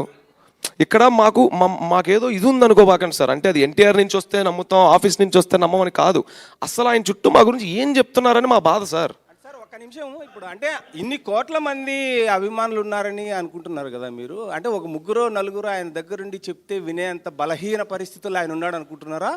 లేకపోతే మీరు చేస్తుండే సేవల మీద ఆయన నమ్మకం లేక మీకు రెస్పాండ్ కావట్లేదు అంటారా? అంత బలహీనంగా ఉన్నాడా? ఒక 3-4 చెప్తే వినే అంత బలహీనం అని కాదు సార్, బలహీనం అని కాదు. నందమూరి తారక రామారావు గారు సినిమాల్లో అండ్ ఇటీవల మీరు గమనించుంటే ఆయన ఫిజిక్ కానివ్వండి, ఆయన వర్కౌట్స్ కానివ్వండి, రోజుకు ఒక పూట తినడం, ఆ లీన్ లుక్ కోసం, ఇలా గత 4-5 సంవత్సరాలుగా ఆయన కష్టం ఎంతో ఉంది సినిమాల మీద. ఆయన ఎంతో అలరిస్తున్నారు ఆడియన్స్ని సార్. అదే సార్ వినండి సార్, నన్ను కంప్లీట్ చేయనివ్వండి సార్ కొంచెం. సార్ నేను మానసిక పరిస్థితి గురించి నేను మాట్లాడలేదు, మీరు అటువైపు వెళ్ళకండి. అదే సార్, సార్ వినండి సార్, వినండి సార్, వినండి. ఇది ఒక మనిషి చేసేదో లేకపోతే ఇది ఒక 5 నెలలు 6 నెలలు చేసి ఆపేసేదో అయితే ఒక మనిషి ఈజీగా చూడగలరు దాన్ని. ఇది నిరంతరం జరుగుతున్న ఒక ప్రాసెస్, 6 సంవత్సరాల నుంచి జరుగుతున్న ప్రాసెస్. ఆయనకి ఎంతవరకు దీని మీద ఎలాంటి అవగాహన ఉందో మనకు తెలియదు. మేమేం మా హీరో గారు మీరు అన్ని పనులు మానేసి అన్నగారు మా గురించి మొత్తం స్టడీ చేయండి, రిపోర్ట్ పంపిస్తామని కూడా మేము అనట్లేదు సార్. ఆ 4-5 చుట్టుపక్కల ఉన్న వాళ్ళు చెప్పి ఫస్ట్ వింటాం సార్. ఇది హ్యూమన్ సైకాలజీ సార్. మేము ఆయన అనుమానించడం కాదు, ఇది ఆయన తక్కువ చేసి మాట్లాడడం కూడా కాదు. నిరంతరం నా చెవులో రోజు మా పక్కన ఉన్న వాళ్ళు ఇద్దరు వాడది వాడది వాడది వాడది, నిజంగానే వాడది. 100 సార్లు 10 సార్లు వీడు ఎదవా ఎదవా ఎదవ అంటే నిజంగానే ఎదవా. సాయిరూప్ గారు, ఇది క్రియేట్ అయిపోద్దని మా భయం సార్, అంతే. ఇక్కడ మేము ఎవరిని అలా మాట్లాడట్లేదు సార్. మానసిక పరిస్థితుల గురించి వీటి గురించి మేము చెప్పలేదు. సాయిరూప్ గారు, సాయిరూప్ గారు, సాయిరూప్ గారు సార్, మీరు గ్రామీణాభివృద్ధి కోసం రాయ్ ఎన్టీఆర్ని ఏర్పాటు చేసి ముందుకు వచ్చినందుకు ఫస్ట్ ఆఫ్ ఆల్ మీకు కంగ్రాచులేట్ చేస్తున్నాం sir. Thank you sir, thank you sir. ఈ సిఎస్ఆర్ నిధులు రావాలంటే ఇన్కమ్ ట్యాక్స్ అసెస్ ఉండాలి సార్. మీరు అంటే ఐటీజీ యాక్ట్ కానీ 12AB కానీ ఉండాలి సార్. అది మీకు ఉందా? భవిష్యత్తులో మీరు చేయబోయే కార్యక్రమాలకు మీ నిజాయితీ నిబద్ధత చూసి ఎన్టీఆర్ గారే మీకు డొనేట్ చేయవచ్చు, చెప్పలేం. ఫస్ట్ ఐటీజీ 12AB ఉన్నాయా మీకు? సార్ వాస్తవానికి 12A ATG అప్లై చేస్తున్నాం. 12A ATG రాకుండానే సార్ వినండి 12A ATG రానప్పటికీ కూడా మనకు ఒక ఎలిజిబిలిటీ క్రైటీరియాలో CSR 1 అనేది మనం అప్లై చేసుకుంటే మనం ఒక ఇంప్లిమెంటేషన్ పార్ట్నర్గా ఉంటాం. అంటే CSR ఎలిజిబిలిటీ ఉన్న వాళ్ళకి ఫండ్ వెళ్తుంది, మనం గ్రౌండ్లో పనిచేస్తాం, మనం వాళ్ళని రిప్రజెంట్ చేస్తాం. ఇంప్లిమెంటేషన్ పార్ట్నర్ అనేది అఫీషియల్గా ఉంది. ఈ CSR 1 అనే దానికి మేము ఎలిజిబుల్, మా టీం దాని మీద వర్క్ చేస్తుంది. అండ్ 12A ATG కూడా మేము తీసుకుంటాం. మేము తీసుకోమని చెప్పటం దానికి ఒక క్రైటీరియా ఉంది, దాటగానే మేము వాటిని కూడా తీసేసుకుంటాం. మేము అన్నిటికీ వీఆర్ రెడీ. అది సార్, మీ వ్యక్తిగతమైన ఫోన్పేకి ఇప్పటి వరకు దీనికి పేరుతో నిధులు వచ్చిందా లేదా? సార్ అర్థం సార్ స్వామి మీ వ్యక్తిగత ఫోన్ నెంబర్కు ఉండేటువంటి ఫోన్పేకి ఇప్పటి వరకు జరిగిన కార్యక్రమాలకు సంబంధించి నిధులు పంపించడం జరిగిందా? సార్ మా వ్యక్తిగత ఫోన్ నెంబర్లు అంటే ఒకటి సార్, ఇప్పుడు మేము ఒక ఈవెంట్ పెట్టుకున్నాం సార్. ఇప్పుడు సార్ కొంచెం వినపడట్లేదు. హలో సార్ కొంచెం ఇప్పుడు మేము ఈ ఈవెంట్ ఒకటి పెట్టుకున్నాం సార్. ఈ ఈవెంట్లో ఉన్న కోర్ కమిటీలో 5-10 మంది మొత్తం నా ఫ్రెండ్స్, నాతో జర్నీ చేస్తున్న వాళ్ళు, మేము కష్టపడుతున్న వాళ్ళం. ఈ ఈవెంట్ని ఎవరైతే కోఆర్డినేట్ చేస్తున్నారో లెట్స్ ఈ ఈవెంట్కి ఒక 4 లక్షలు 3 లక్షలు 2 లక్షలు ఖర్చు అయింది అనుకుందాం. ఇది ఎప్పుడు ఒకళ్ళని పెట్టుకోలేం కదా సార్. మీకు ఆల్రెడీ చెప్పాను నేను ఉద్యోగం చేసుకునే మనిషిని. మాతో అందరు ఉన్న వాళ్ళు కూడా వ్యాపారాలు చిన్న ఉద్యోగాలు చేసుకునే మనుషులే. ఈ ఈవెంట్కి అయ్యొచ్చు మా కోర్ టీం మొత్తం పెట్టుకుంటుంది. ఇక్కడ వాళ్ళ డబ్బులు మిస్యూజ్ చేయడానికి ఏం లేదు. అదే సార్ నా వ్యక్తిగతమైన అకౌంట్ గురించి నేను చెప్తుంది. నేను ఎవరికో ఊర్లో వాళ్ళకి ఇవ్వస్తానని నేను చెప్పలేదు. ఈ ప్రోగ్రామ్ సాయి రూప్ అనేవాడు ఈ ప్రోగ్రామ్ ఆర్గనైజ్ చేస్తున్నాడు. ఇది మన ప్రోగ్రామ్, రేపు మనం వెళ్ళి కూర్చునే ప్రోగ్రామ్. దానికి ఇంత ఖర్చు అవుతుందంట, అందరం ఇంత వేసుకుంటున్నాం. మేము అదే కదా జాయింట్ గా చేస్తున్నాం, ఇంటర్నల్ ఫండింగ్ ఇప్పటి వరకు. మీ పేరుతో మీరు మీ ఫోన్ పేతో తీసుకుంటున్నారు, తప్పే ఉంది సార్. అది ఒకవేళ క్రైమ్ అయితే మేము ఇంకొకరిని పెట్టి తీసుకుంటాం కదా. ఈ ప్రోగ్రామ్ లో తప్పే ఉంది. మా వాళ్ళే కదా ఇస్తుంది మాకు, మా టీమే కదా మాకు ఇస్తుంది. సో అంటే మీ ఫ్యాన్స్ సార్ అదే సార్, అది ఇప్పుడు అండర్లైన్ ఇది. That is not a donation, it's a contribution. వ్యక్తిగతంగా తీసుకుంటున్నారు. అదే అండర్లైన్, అది డొనేషన్ అవ్వదు, కాంట్రిబ్యూషన్ అవ్వదు.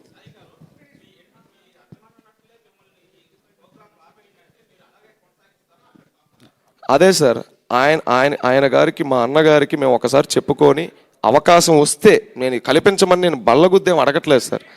ఆయనే ఆపేయమని కలిసి ఆయనకి ఫుల్ బౌన్ స్క్రిప్ట్ చెప్పాక కూడా వద్దు నాకు ఇది నచ్చలేదు నువ్వు ఆపేయంటే మీకు అదే అన్నాను కదా సార్. హక్ చేసుకొని వెళ్ళిపోతాను, హక్ చేసుకునే అవకాశం ఇవ్వకపోతే అది కూడా వదిలేస్తాను.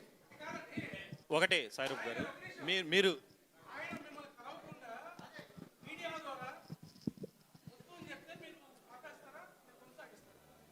అదే కదా సార్ నేను అంటున్నాను. మమ్మల్ని ఫస్ట్ ఒకటే అడుగుతున్నాను సార్, మమ్మల్ని అంత దూరం పెట్టడానికి గల ప్రాబ్లం ఏంటో నాకు తెలియదు. మేమేమి టెర్రరిస్టులం కాదు, మాకేమీ ఏం జబ్బులు లేవు, మేమేదో కలిస్తే మేమేదో అయిపోవడానికి. అసలు నేను ఒకటే అడుగుతాను సార్, ఇంత జరుగుతున్నప్పుడే కదా సార్ పిలిచి మాట్లాడాలి. సార్ ఇప్పుడు మీకు మాకేదో అవుతా ఉంది సార్, ఫోన్లో మాట్లాడుకుంటే అది అక్కడితో ఆగదు, ఇంకో మధ్యవర్తిని పంపిస్తే అసలే ఆగదు. అసలు ఏం జరుగుతుందో ఒకసారి పిలిచి కలిసి మాట్లాడితే శత్రువు కూడా వింటారంటారు. అలాంటిది ఆయన అభిమానులు అర్థం చేసుకోరా? ఇంతకాలం ఇన్ని సంవత్సరాలు మా బాధలు కడుపు చించుకుంటే కాలం మీద పడింది సార్. అభిమానులు వినరా? ఒక్కసారి కలిసే అర్హత లేదా అని నేను అడుగుతున్నాను సార్, అంతే.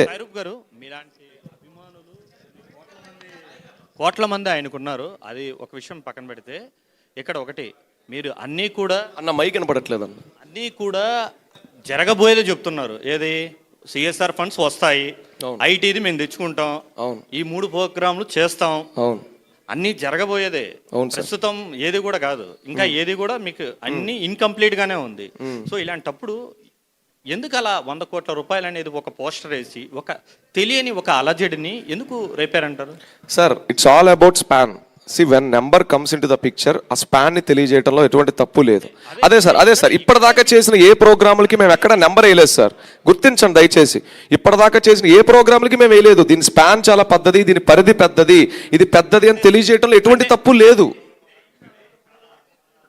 అన్న. మైక్ అసలు కింద బటన్ ప్రెస్ ఒకటి మీరు చాలా క్లియర్గా ఇందాక చెప్పింది ఏంటంటే ఒక ఆవేదన మీలో స్పష్టంగా ఉంది. మేము అభిమానులుగా కలిసే అర్హత లేదా, మమ్మల్ని ఆయన కలవరా అని ప్రశ్నిస్తున్నారు. ఎన్టీఆర్ కలవడం ఒక్కటే మీకు లక్ష్యమా? ఈ కార్యక్రమం ద్వారా మీరు ఏం చెప్పదలుచుకున్నారు? అదే చెప్పబోతున్నాను సార్. ఎన్టీఆర్ గారిని కలవడం ఒకటే లక్ష్యం అయితే అసలు ఈ ఊరు వాడ ఇవన్నీ లెటర్లు రాకముందే వచ్చినాయి. ఈ లెటర్లు ఏం ముందే రాలా. ఇవాళ ఆయన అంతటా ఆయన మమ్మల్ని ఆపేయండి అని ఆయన ఆఫీస్ నుంచి లెటర్ వచ్చిందని అందరూ క్వశ్చన్ చేస్తున్నారు కాబట్టి అడుగుతున్నాం. ఏం మరి 4-5 సంవత్సరాలు ఎక్కడ ఏ వేదిక మీద అన్నా మమ్మల్ని కలవండి అన్నా, మేము మిమ్మల్ని కలుస్తాం, మీకు దండం పెడతాం, ఎక్కడ సోషల్ మీడియాలో కూడా అసలు మేము ఆయన కలిసామో కలవలేదో ఎవరికీ తెలియకుండా మేము ఎందుకు మా మొహం చాటుకొని బతికాం? ఇవాళ ఎందుకు బట్టబయలయ్యాం? ఆ లెటర్లనే వచ్చినాయి కాబట్టి మేము బట్టబయలయ్యామన్నా. ఆయన కలవడం లక్ష్యం ఏంటన్నా? అసలు అది ఎక్కడ లక్ష్యం? ఆయన కోసం పనిచేయడం నాకు ముఖ్యం. ఆయన కలిసేసి ఆ ఫోటోని ఎక్కడో డీపీలో పెట్టుకొని ఓ 10 మంది ముందు ఫోజులు కొట్టాల్సిన అవసరం అంత నాకు లేదు. నా హీరో నాకు దైవం. దేవుడిని ఎప్పుడన్నా కలిసామా?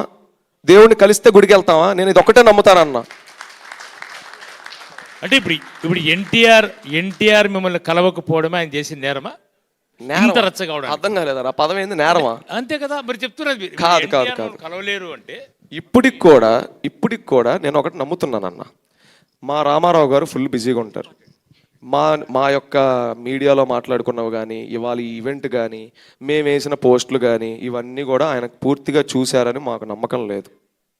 ఎందుకంటే ఆయన షెడ్యూల్స్ వేరు, నైట్ షూట్లో ఉంటారు, ఆరోగ్యం పాడు చేసుకుంటున్నారు అభిమానుల కోసం కష్టపడి వర్కౌట్లు చేసి. ఆయనకి ఇవన్నీ ఇప్పుడు ఇంత 2.5 గంట కూర్చుని ప్రోగ్రామ్ చూసే టైం ఆయనకు ఉంటుంది అనుకుంటున్నారా మీరు? మళ్ళీ రేపొద్దున్న ఏమైంది అని ఒకళ్ళిద్దరిని అడిగినప్పుడు వాళ్ళు ఇందులో ఎంతవరకు వాస్తవాలు చెప్తారో నాకు నమ్మకం లేదు. నేను అదే చెప్తున్నాను అన్న. నేను ఇక్కడ ఎవరిని అవమానించట్లేదు, నాకు నమ్మకం లేదు అంతే. ఇక్కడ మా ఉద్దేశం రాంగ్ కాదు సార్. మీరు మీ యాక్టివిటీ పైన ఒక ఇదేంటంటే యువగళం స్టార్ట్ అయ్యేటప్పుడు కూడా, యువగళం కుప్పంలో ప్రారంభమైన రోజు కూడా మీరు ఇదే విధంగా హడావిడి చేశారు.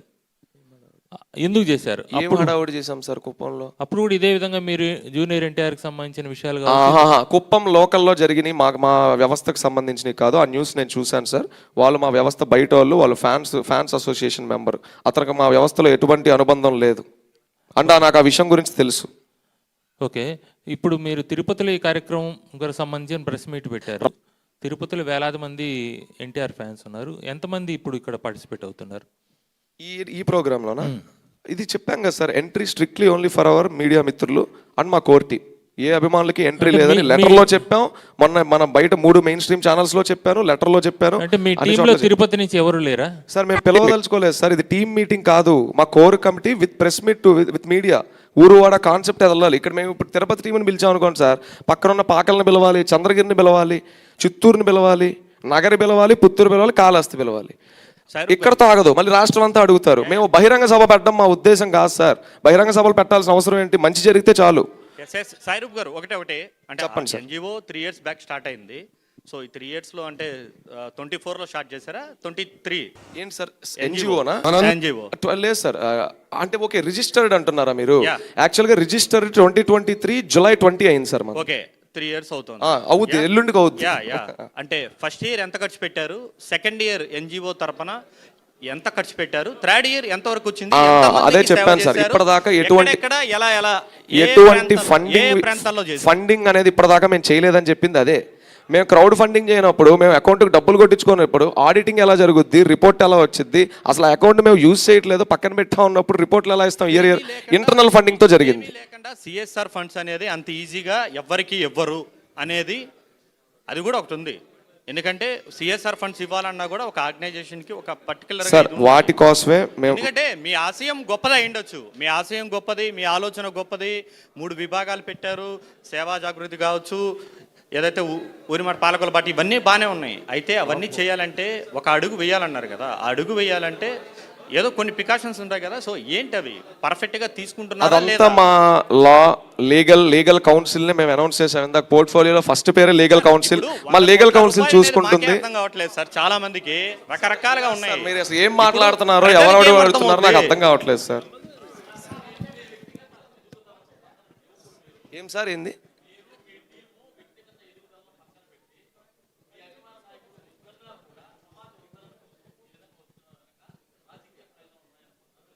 ఎవరికి రాజకీయ ప్రయోజనాలండి? అంటే మీరు మేము ఎవరికన్నా ఒక బీ టీం అంటున్నారా మీరు? నాకు అర్థం కాల. ఎవరు లేరు, అన్ని ఇందాక కూడా చెప్పాను. ఇది ఏ రాజకీయ పార్టీకి అన్ని ముందు వెనకాల పక్కన రైట్ పైన అన్ని చోట్ల మాకు మా హీరో గారే, మాకు ఆయన తప్పితే అసలు మాకు ఎవరు లేరండి. అంటే అండి అక్కడ ఒకటి గుర్తుపెట్టుకోండి, లెక్క చేయరు అని కాదు, నేను అదే అంటున్నాను సార్. అదే కదా సార్ అన్నాను. ఇప్పుడు మేము అదే కదా ఇదిలో ఉండి మేము ప్రోగ్రామ్ని అయితే ఆపలేము. ముందు ఐడియా చెప్పాలి. రామారావు గారు మాకు నిజంగా కలిసే ప్రయత్నం ఇస్తే కలిసి ఆయన ఆపేయమంటే ఆపేస్తామనే కదా అంటున్నాను. ఆయన వద్దు నువ్వు ఆపద్దురా అని కలిసి చెప్పాక నేను వెళ్తే కదా దానికి వ్యతిరేకంగా వెళ్ళినట్టు. నేను అంటుంది ఏంటంటే ఆఫీస్ నుంచి వచ్చిన లెటర్కి ఆథెంటిసిటీ మీద నాకు డౌట్ ఉంది సార్. నేను ఎన్టీఆర్ గారిని అనుమానించట్లేదు ఇక్కడ సార్. ఇప్పుడు నేను లేను సార్ నా ఆఫీస్లో, ఎన్టీఆర్ ఆఫీస్లో నేను లేను. నేను ఎక్కడో విదేశీ పర్యటనలో ఉన్నాను. ఈ ఎన్టీఆర్ మీద కొన్ని విచిత్రమైన కథనాలు వస్తున్నాయి ఎక్కడెక్కడి నుంచో. మా ఆఫీస్ టీం సార్ వాళ్ళు ఏదో లెటర్ వదిలేసి ఇవన్నీ ఫేకు, ఇది మాకు సంబంధం లేదు అంటారు. అది అక్కడ నన్ను అడిగి చేస్తారని 100% చెప్పలేవు. నేను ఫోన్ టచ్లో లేకపోతే వాళ్ళు నచ్చినట్టు వాళ్ళు వేసుకోవచ్చు కూడా. నేను తొదిగి వచ్చేసరికి ఎక్కడ లెటర్ పడిపోయింది అనుకుందాం కాసేపు. ఇప్పుడు నేను దాన్ని రివర్ట్ చేయలేను సార్. అది ఆఫీస్ నుంచి వచ్చింది సార్. ఇక్కడ 2 విషయాలు sir. A statement from mister NTR గారు, point number 1. A statement from mister NTR గారు ఆఫీస్. రెండింటికి చాలా డిఫరెన్స్ ఉంది. ఆఫీస్ ఉండి దానికి ఆఫీస్ లేని దానికి అర్థమే మారిపోతుంది. నేను అదే చెప్తున్నాను సార్. ఇది మా ఏదో బలుపుగా పొగరుగా చెప్తుంది కాదు సార్. మాకు అర్థం కావట్లేదు సార్, అర్థం చేసుకోండి. మాకు అట్లా ఎలాంటి ఇది లేదు. మాకు ఉన్నది సార్ 7 ఏళ్ళు ఆయన ఒక్కళ్ళ కోసం పని చేసుకుంటే వాళ్ళు ఆయనే లేరంటే ఇంకొకళ్ళైతే సతమతం అయిపోతారు సార్. మేము స్టిల్ ఇంకా దీనిలోంచి బయటకు వచ్చి వాళ్ళ మీటింగ్ జరిగేలాగా చేయగలిగాం. నిజంగా అలాంటి లెటర్ ఇంకొక సేవా సంఘం మీద కానీ ఇంకొక ఎన్జిఓ మీద కానీ ఒక సోకాల్ హీరో గారు పేరు ఫోటో వాడుకొని చేస్తున్న మంచి పనులు చేస్తున్న ఏ సంస్థకి ఇచ్చినా నాకు తెలిసి వాళ్ళు కనపడరు సార్. నాకు తెలిసి వాళ్ళు కనపడరు ఇంకా సార్ గత 3 సంవత్సరాలుగా మీరు సేవా కార్యక్రమాలు చేస్తున్నామన్నారు. మరి జూనియర్ ఎన్టీఆర్ చేతుల మీదుగా మీరు ఎందుకు లాంచ్ చేయలేకపోయినారు? ఏం సార్ జూనియర్ ఎన్టీఆర్ గారు? జూనియర్ ఎన్టీఆర్ చేతుల మీదుగా మీరు ఈ ప్రోగ్రామ్ని ఎందుకు లాంచ్ చేయలేకపోయారు సార్? ఆయన్ని కలవడమే కష్టంగా ఉందంటే ఆయన ఎలా లాంచ్ చేస్తారు సార్ ప్రోగ్రామ్? కూడా కలుస్తున్నాడు, అభిమానులు కూడా వీళ్ళు కలుస్తున్నారు, మీరు ఎందుకు కలవలేకపోతున్నారు? తెలియదు సార్, అదే అడుగుతున్నాను కదా సార్. సార్ ఇంకోటి లక్ష్యం సేవ చేయడం సార్. ఇక్కడ ఆయన కలవడం ఎజెండా కాదు సార్. మాకు ఇవాళ ఇలాంటి పరిస్థితి వచ్చిందని అడుగుతున్నాం. ఇప్పుడు ఇంకోటి బాధ అర్థమైందా? నాకు అర్థమైంది. రేపు పొద్దున ఇంకొకరు మీలాంటి అభిమానే వచ్చి 200 కోట్ల రూపాయలతో సేవా యజ్ఞం ఇలానే పెడితే అన్న ప్లీజ్ దయచేసి ఒక్క నిమిషం అన్న, నాకు అన్న అడిగేది వినపడట్లేదు, చెప్పండి అన్న. రేపు పొద్దున ఇదే లాగా 200 కోట్ల రూపాయలతో సేవాయజ్ఞం అని చెప్పి ఒక పోస్టర్ వేసి ఇలానే ముందుకు వచ్చి ఇలానే హడావిడి చేస్తే ఏం చెప్తారు దానికి సమాధానం? ఎవరు చేస్తే? మీ అభిమానుల్లోనే ఒకరు వచ్చి, సో మీరు ఇంత ఫేమ్ వచ్చింది, ఫెమిలియర్ అయ్యారు, సో ఇంత పబ్లిసిటీ వచ్చింది కాబట్టి నాకు అలా రావాలంటే నేను ఇలా కావాలి, ఇలా వెయ్యాలి పోస్టర్లు, ఏముంది మాటలే కదా, ఎప్పుడో వచ్చేదే కదా, నేను ఇప్పుడేం ఖర్చు పెట్టాను కదా. అదే సార్ అక్కడికే వస్తున్నా, మాటలే కదా అన్నారు కదా. ఇప్పుడు సినిమాకి అఫీషియల్గా ప్రొడక్షన్ హ్యాండిల్స్ ఉంటాయి. ఒక అప్డేట్ 6 అంటే అది రాత్రి 10 వచ్చిన రోజులు ఉన్నాయి. మేము ఏదన్నా ఒకటి చెప్పామంటే అది 7 గంటలు 2 నిమిషాలు అంటే 7 గంటలు 2 నిమిషాలే. ఒక అప్డేట్నే మేము ఇలా చేస్తున్నాం. మీరు చూసుండ్రు సార్, జాగో రైడ్ అనే కార్యక్రమం చేసాం. ప్రతి ఊర్లో ఎన్టీఆర్ మీల్ బ్యాగ్ని కిట్ని మేము కొరియర్ చేసేసి తీసేసుకోండి అమ్మా చేసేసుకోండి అని చెప్పచ్చు. 400 రూపాయలు టీటీడీసీ చేస్తే అయిపోద్ది. 3 ఫేజుల్లో పెట్టుకొని ఆంధ్రప్రదేశ్ని 3 ముక్కలుగా డివైడ్ చేసుకొని ఉత్తరాంధ్ర గోదావరి, కృష్ణా గుంటూరు నెల్లూరు ప్రకాశం, కడప కర్నూలు చిత్తూరు అనంతపురం 3 ఫేజులుగా పెట్టుకొని 165 ఊర్లు మేము ఎందుకు తిరిగాము సార్ కార్లు వేసుకొని? ఎవరిచ్చారు సార్ డబ్బులు? ఎవరు కొట్టారు మాకు డబ్బులు? మేమే, మళ్ళీ మా ఇంటర్నల్ టీమే. నా ఉద్యోగం పోయింది అంటే పోవడం అంటే నాకు ప్రాజెక్ట్లో డిస్టర్బెన్సెస్ వచ్చినాయి, కొత్త ప్రాజెక్ట్కి వెళ్ళాల్సి వచ్చింది. మనోడు చిన్న చిన్న వ్యాపారాలు చేసుకుంటాడు, అవి దెబ్బపడ్డాయి. మనోడు అప్పుడే ఫారెన్ నుంచి వచ్చాడు, మనోడికి ఏం అర్థం కాని పరిస్థితి. అరే మెయిన్ బాడీ ఇంత కథనంలో ఇంత టెన్షన్లో ఉన్నా కూడా మేము ఇన్ని ఫేజులు ఇన్ని ఊర్లు ఎందుకు తిరిగాం? ఒక ఊరు వెళ్తే మంచిగా హోటల్ దొరికేది సార్. మా వాలంటీర్ మా టీం ఎవరు వాళ్ళ ఇంటికి రమ్మని మేము వెళ్ళాం. మేము ఎవరిని మిస్యూజ్ చేయం. పెట్రోల్ బంక్లో పడుకున్నాం సార్ బొబ్బిల్లో. మేము బొబ్బిలు వెళ్ళిన రోజు అక్కడ పెళ్ళిళ్ళు జరుగుతున్నాయి. కారు ఆపితే మనోడు హైట్ ఎక్కువ అని చెప్పి కారులో పట్టరని దిగి పెట్రోల్ బంక్ అడుగు మీద పడుకున్నాం సార్. ఇంత నిబద్ధత ఇంత అంతఃకరణ శుద్ధి మాకున్నప్పుడు మేమెందుకు సార్ ఒకటి ఏదో చెప్పి ఏదో అల్లి 100 కోట్లని ఏదో హైప్ తెచ్చుకొని ఇక్కడి నుంచి వెళ్ళిపోతామని ఎలా అనుకుంటారు సార్? ఒక మనిషి slip test, revision test, pre final, semi-final ఇవన్నీ కొట్టిన తర్వాత ఫైనల్కి వెళ్తాడు. మేము ఇవన్నీ చేసిన తర్వాత 100 కోట్లు అని చెప్పాం. 2020లో కోవిడ్లో వచ్చేసి 100 కోట్ల సేవ ఒక 5 ఏళ్ళ తర్వాత చేస్తామని కూడా ఎక్కడ చెప్పలేదు సార్. ఇది గమనించగలరు సార్ దయచేసి. అది మారించి వచ్చింది కాబట్టి దానికి కనీసం ఆథెంటిసిటీ. ఇంకొకళ్ళు ఎవరో వేసుంటే ఫస్ట్ వాళ్ళు ఎర్రగట్లో జాయిన్ చేసి రమ్మని చెప్తారు ఎవరన్నా. వాళ్ళకి కొంచెం పిచ్చి అనుకుంటా అంటారు. సాయి గారు జూనియర్ ఎన్టీఆర్ గారు ఉండేది హైదరాబాద్లో. మీరు ఈ సేవా కార్యక్రమం ఎన్టీఆర్ జిల్లా నుంచి ప్రారంభిస్తున్నారు. తిరుపతిలో మీడియా సమావేశం నిర్వహించడానికి ప్రధాన ఉద్దేశం అంటే మీడియాను వాడుకొని పబ్లిసిటీ తెచ్చుకోవడమా, లేకపోతే మీడియా ద్వారా జూనియర్ ఎన్టీఆర్ కథ సైకిల్లో పడ్డమా? ఏడుకొండల వారు మేము మా ఆరాధ్య దైవం, వాస్తవానికి మా ఇలవేల్పు కులదైవం కూడాను. సో మేము ఏదైనా ఎక్కడ స్టార్ట్ చేసుకోవాలని ఒకటి అనుకున్నాం. అంటే ఏదైనా అని కాదు, ఇంత భారీ కార్యక్రమం తిరుపతిలోని వేదికగా పెట్టుకొని మన మీడియా మిత్రులు వీళ్ళ కింద మనం పెట్టుకుంటే బాగుంటుందని అనుకున్నాం అంతే. అండ్ ఆయన హైదరాబాద్లో ఉన్నారంటే ఆయన ఇల్లు హైదరాబాద్లో ఉంది. ఆయన పర్మిషన్ తీసుకుని అక్కడే పెట్టుకోవచ్చు కదా. దేనికి sir? Sir as per law closed room చిన్న చిన్న ఈవెంట్స్కి పర్మిషన్ అవసరం లేదు. ఇఫ్ ఇట్ ఈజ్ బహిరంగ సభ, నేను చెప్పేది మంచి కార్యక్రమం చేయాలని తలపెట్టారు, అభినందనీయం. కాకపోతే జూనియర్ ఎన్టీఆర్ అనుమతి తీసుకొని ఆయన ఉన్న ప్రాంతంలోనే మీడియా సమావేశం ఎందుకు నిర్వహించలేదు? ఆయన మమ్మల్ని కలవట్లేదనే మా బాధతో మమ్మల్ని ఎందుకు కలవనివ్వట్లేదు. ప్రయత్నం చేయట్లేదు? పర్మిషన్స్ అంటే సార్ ఆయన చుట్టూ 4 ఉంటారు. నేను గత 3 పేర్లు చెప్పను కానీ నేను ఏం జరిగిందో మొత్తం చెప్తాను సార్. ఆయన చుట్టూ 4 వ్యక్తులు ఉంటారు సార్. ఆ 4 వ్యక్తులకి నేను గత 3 ఏళ్ల నుంచి ప్రతిదీ చెప్తాను. రేపు సాయంత్రం 7 గంటల 2 నిమిషాలకు ఒక పోస్టర్ వస్తుందంటే రేపు సాయంత్రం వచ్చిద్దని చెప్తాను. పోస్టర్ వచ్చాక పెడతాను. ఇలా ఒకటి అనుకుంటున్నాం కలవాలనే మెసేజ్ నా ఫోన్ చాట్లో అన్ని ప్రూఫ్స్ ఉన్నాయి. ఏది దాపరకాలు లేవు ఇక్కడ. కాకపోతే టైం వచ్చినప్పుడు బయట పెడతాం. ఇప్పుడు ఏదో పెట్టేసి వాళ్ళని అసాసిన్ చేయాలి క్యారెక్టర్ అని కాదు మా ఉద్దేశం. మీరు మమ్మల్ని డౌట్ చేస్తున్నారు. We are testing our integrity sir. Integrity matters, everything బయటకు వచ్చేస్తాయి. ఇవాళ అబద్ధాల వాళ్ళు ఎవరు కూడా ఎవరిని వదిలిపెట్టం. టైం వస్తుంది సార్. మేము తప్పు చేస్తే మమ్మల్ని వేసేయండి లోపల. అంటే మీరు అనౌన్స్ చేయడానికి ఒక రోజు ముందే అల్లు అర్జున్ రాజకీయ రంగ ప్రవేశం చేస్తారని తర్వాత మరుసటి రోజే ఈ కార్యక్రమం ఒక సార్ దీనికి జమీన్ రైతు అనే ఒక ఆర్టికల్ నా దృష్టికి వచ్చింది సార్ జూలై 9. ఇది మళ్ళీ వివరణిస్తాను. మొన్న ఏబిఎన్లో చెప్పాను, మళ్ళీ వివరణిస్తాను. జమీన్ రైతు అనే వాళ్ళు ఒక ఆర్టికల్ రాశారంట. జూలై 18 ఏదో ముహూర్తం పెట్టామని.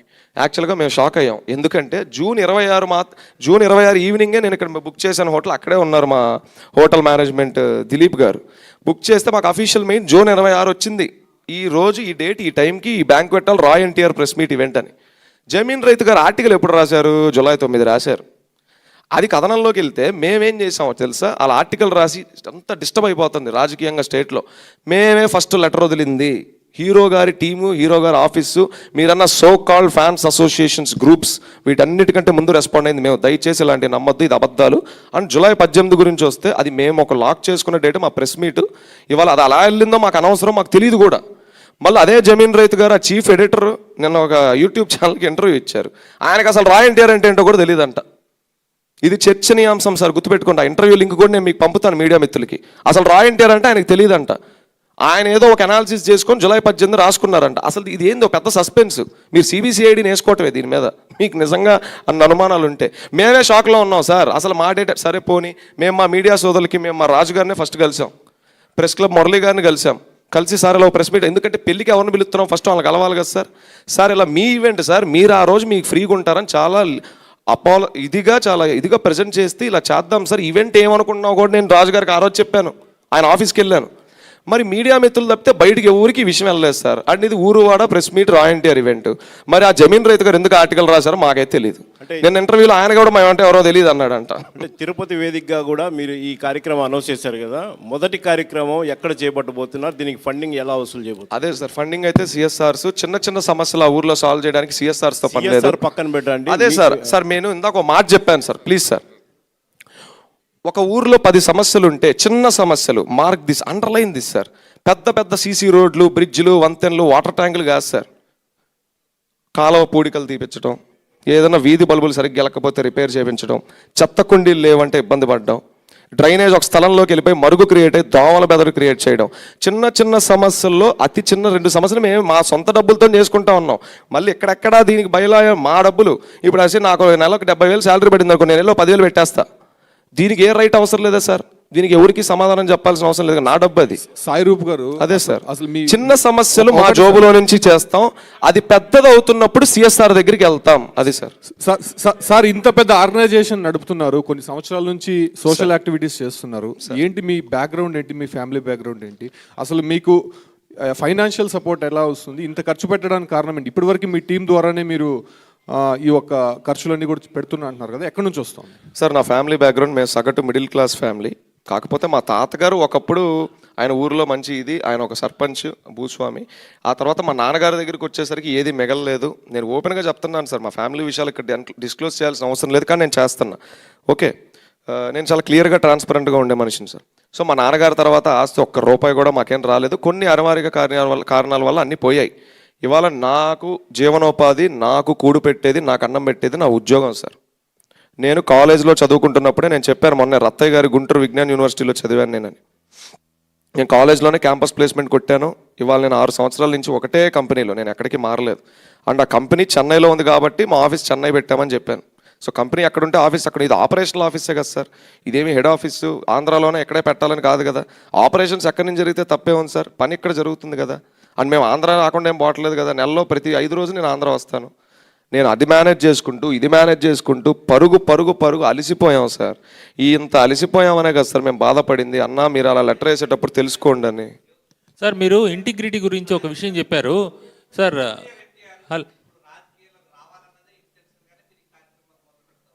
మొదటిది, ఆయన ప్రజెంట్ ఒక సూపర్ స్టార్, మన కంట్రీలోనే one of the finest actors.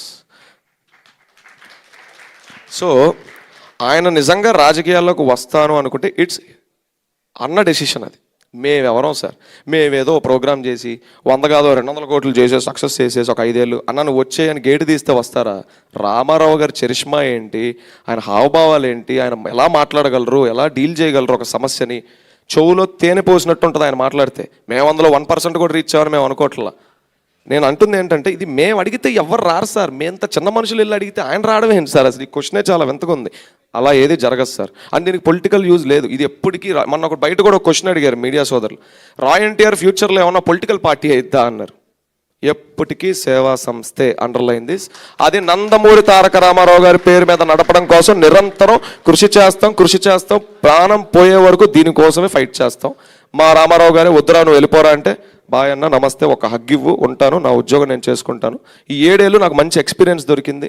ఎంతోమంది వాలంటీర్స్ ఫ్రెండ్స్ అయ్యారు, ఎంతో కష్టపడ్డాం, ఎన్నో తెలుసుకున్నాను. నా వయసుకు మించి నేను కొన్ని చూశానని నేను నమ్ముతున్నాను.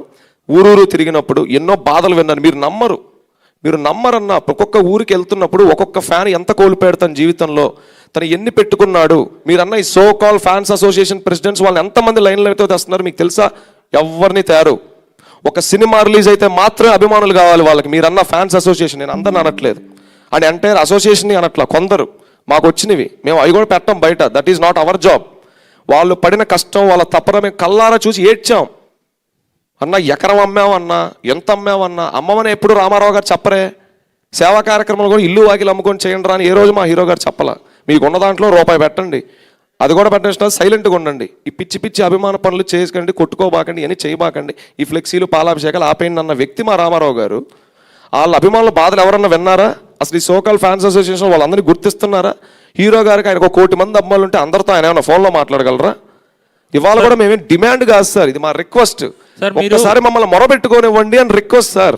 అది సార్ మీరు ఇంటిగ్రిటీ గురించి ఒక మాట చెప్పారు. అయితే జూనియర్ ఎన్టీఆర్ ఈ ప్రెస్ మీట్లో పార్టిసిపేట్ చేస్తారు అని మొట్టమొదట మీరు ఒక పోస్టర్ అయితే రిలీజ్ చేశారు ఆన్లైన్లో. జూనియర్ ఎన్టీఆర్ ప్రెస్ మీట్ ఇక్కడ ఉండబోతుంది తాజ్లో అని ప్రకటించారు మొదట. ఎవరు? మేమా? జూనియర్ ఎన్టీఆర్ ప్రెస్ మీట్ అని చెప్పాము మేము, రాయ్ ఎన్టీఆర్ ప్రెస్ మీట్ అని చెప్పాం. పోస్టర్ ఉంటుంది స్వామి, చూడండి. అంటే ఎన్టీఆర్ హాజరవుతారు మేము చెప్పలేదు సార్, అది మీడియా మిత్రులు ఎవరో కొన్ని పేపర్లు రాసుకున్నాయి. అది తప్పు అని ఖండించిన ఫస్ట్ మేమే అంటున్నాం కదా. అది తప్పు అని ఖండించింది రాయ్ ఎన్టీఆర్ఏ. డేట్ ఉంది, సోషల్ మీడియాలో ఏ రోజులో పోస్ట్ చేసాం, అన్నీ ఉన్నాయి. మీరు అన్న సోకాల్ కన్వెనర్ ఇవన్నీ ఇవ్వలేదేమో ఏఎస్పీ గారికి. సార్ ఏఎస్పీ గారికి క్షమించండి సార్, డీటెయిల్ ఇన్ఫర్మేషన్స్ కావాలంటే మేము ఇస్తాం. సగం పోస్టర్లు ఇచ్చి మేము మీ టైం వేస్ట్ చేసినందుకు క్షమించండి సార్ వాళ్ళ తరపున. డీటెయిల్ మేము ఫస్ట్ లెటర్ వేసి అడ్డుకున్నాం, ఇది తప్పు బాబు, ఇలా అనబాకండి, ఆయన ఏదో సినిమాలు చేసుకుంటున్నారు, ఇది దానికి సంబంధం లేదని. ఇవాళ మళ్ళీ మేమే దీన్ని హైప్ని క్రియేట్ చేసాం, మేమే సృష్టించామంటే ఏం మాట్లాడాలి సార్? ఏఎస్పీ గారికి సగం సగం ఇన్ఫర్మేషన్ ఇస్తున్న ఆ వ్యక్తి ఎవరో ఫస్ట్. సార్ మీరు ఇప్పుడు ఈ కార్యక్రమం ఎప్పటి నుంచి ప్రారంభించబోతున్నారు? ఎన్టీఆర్ జిల్లా నుంచి అన్నారు కదా, ఏ ఆర్గనైజేషన్ షెడ్యూల్ ఏమైనా రిలీజ్ చేస్తారా మీరు ఆర్గనైజర్గా? ఉంటుంది సార్. ఎన్టీఆర్ జిల్లా అనేది మాకు సెంటిమెంట్. మన జిల్లాలు ఈ ఇవన్నీ బైఫర్కేషన్లు ఇవన్నీ జరిగిన తర్వాత, డీలిమిటేషన్లు అయిన తర్వాత ఎన్టీఆర్ జిల్లా రావడం ఇవన్నీ మీ అందరికి తెలిసిందే ఆ పాత ప్రభుత్వం నుంచి. ఎన్టీఆర్ జిల్లా అనేది మాకు ఒక ఎమోషను. అందులో పలు ఊర్లు పలు చోట్ల మాకు టీమ్స్ ఉన్నాయి. ఏ ఊర్లో ఎప్పుడు ఎక్కడ ఏ డేట్కి ఫస్ట్ మొదలు పెడితే బాగుంటుందో ప్రాపర్ అన్నీ స్టడీ చేసుకొని అన్నీ సెట్ అన్న రోజే దగ్గరగా ఉన్నప్పుడు ఒక డేట్ వదులుతాం, ఆ డేట్లోనే మొదలు పెడతాం. కాకపోతే సార్ మేము చాలా చిన్నగా అడుగులేస్తాం. మేమేదో జెట్ స్పీడ్ లాగా మాదేదో రాజకీయ పార్టీ కాదు, ఏదో వచ్చే ఎలక్షన్కి మేదో పోటీ చేయాలని మెల్లగా అడుగులో అడుగు వేసుకుంటూ ఊర్లో ఊరు చూసుకుంటూ తప్పులేంటి రైట్ ఏంటి, ఎందుకంటే మాకు మేమే టీచర్స్, మమ్మల్ని ఎవరు వెనకాల నుండి ఒరే ఇది చేయి అది చేయని మేము ఎవరికి బీ టీం కాదని చెప్పాం.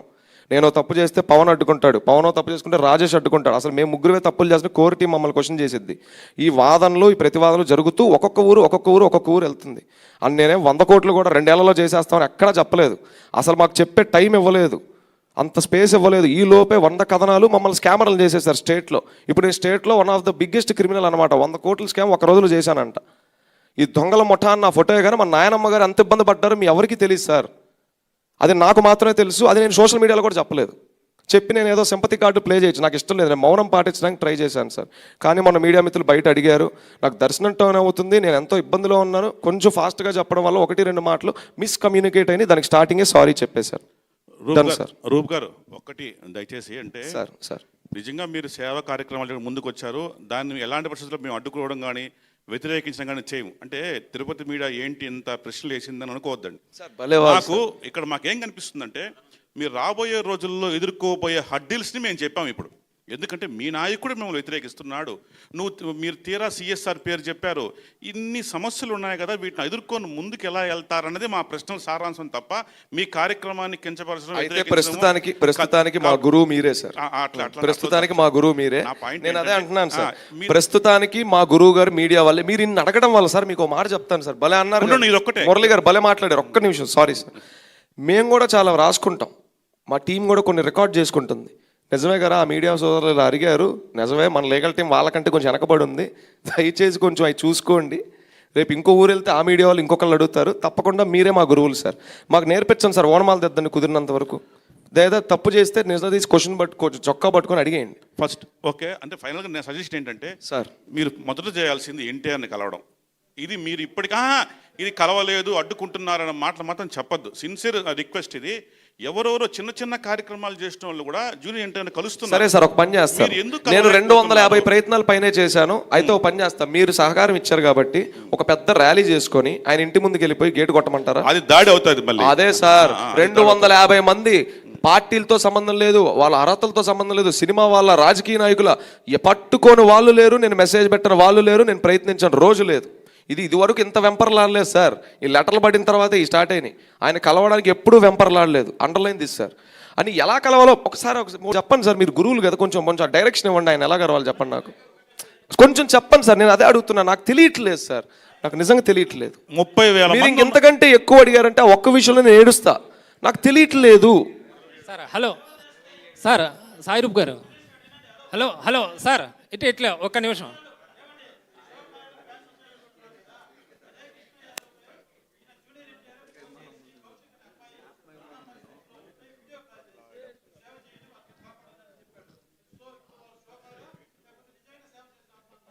శ్యామ్ అని మా అభిమానం ఒక వ్యక్తి ఉన్నాడు సార్. సోకాల్డ్ అంటే సోకాల్డే కదా సార్, నేనేమన్నాను? అదే సార్ చెప్తున్నాను. అవును సార్, మా దగ్గర హీరో నెంబర్ ఉంటే మేము కూడా వీడియో కాల్ చేసేవాళ్ళం సార్ హీరో గారి. అదే కదా సార్ నేను అంటుంది. మేమేమంటున్నాం అంటే, సరే అక్కడే మాట్లాడుకుందాం, అక్కడికే వస్తాను. శ్యామ్ మ్యాటర్ మీ అందరికీ తెలుసు. 2023 జూన్ 27 శ్యామ్ అనే ఒక ఎన్టీఆర్ అభిమాని చనిపోయాడు. ఆయన చావు రాష్ట్రం కాదు దేశం మొత్తం ట్రెండింగ్ అయింది. వీ నీడ్ జస్టిస్ అన్నారు. కొంతమంది హత్య అన్నారు, కొంతమంది సూసైడ్ అన్నారు. ప్రభుత్వాలు గవర్నమెంట్స్ కూడా ఫైట్ చేసినాయి అలా ఎలా అని. అందరూ ఇంత చేస్తున్న టైంలో మేము ఒక్కళ్ళమే చేసిన ఒక యూనిక్ థింగ్ ఏంటో తెలుసా? ఒక లెటర్ వదిలి, శ్యామ్ చెల్లెల బాధ్యత మాది. ఎందుకంటే ఆయన ఆ అబ్బాయికి ఒక కుటుంబం ఉంది. ఒకప్పుడు మా తిరుపతి ఇన్ఛార్జ్ కింద కూడా ఒక వాలంటీర్గా పనిచేశాడు శ్యామ్. నేను 1-2 సార్లు శ్యామ్ని కలిశాను. ఆ లెటర్ వదిలిన తర్వాత మీరు అనుకుంటారు లెటర్ వదిలారు, పబ్లిసిటీ అయిపోయింది, ఇంక నిద్రపోతున్నారు వీళ్ళని. మేము మొన్న నెల క్రితం కలిసాం వాళ్ళని, ప్రూఫ్ ఉంది.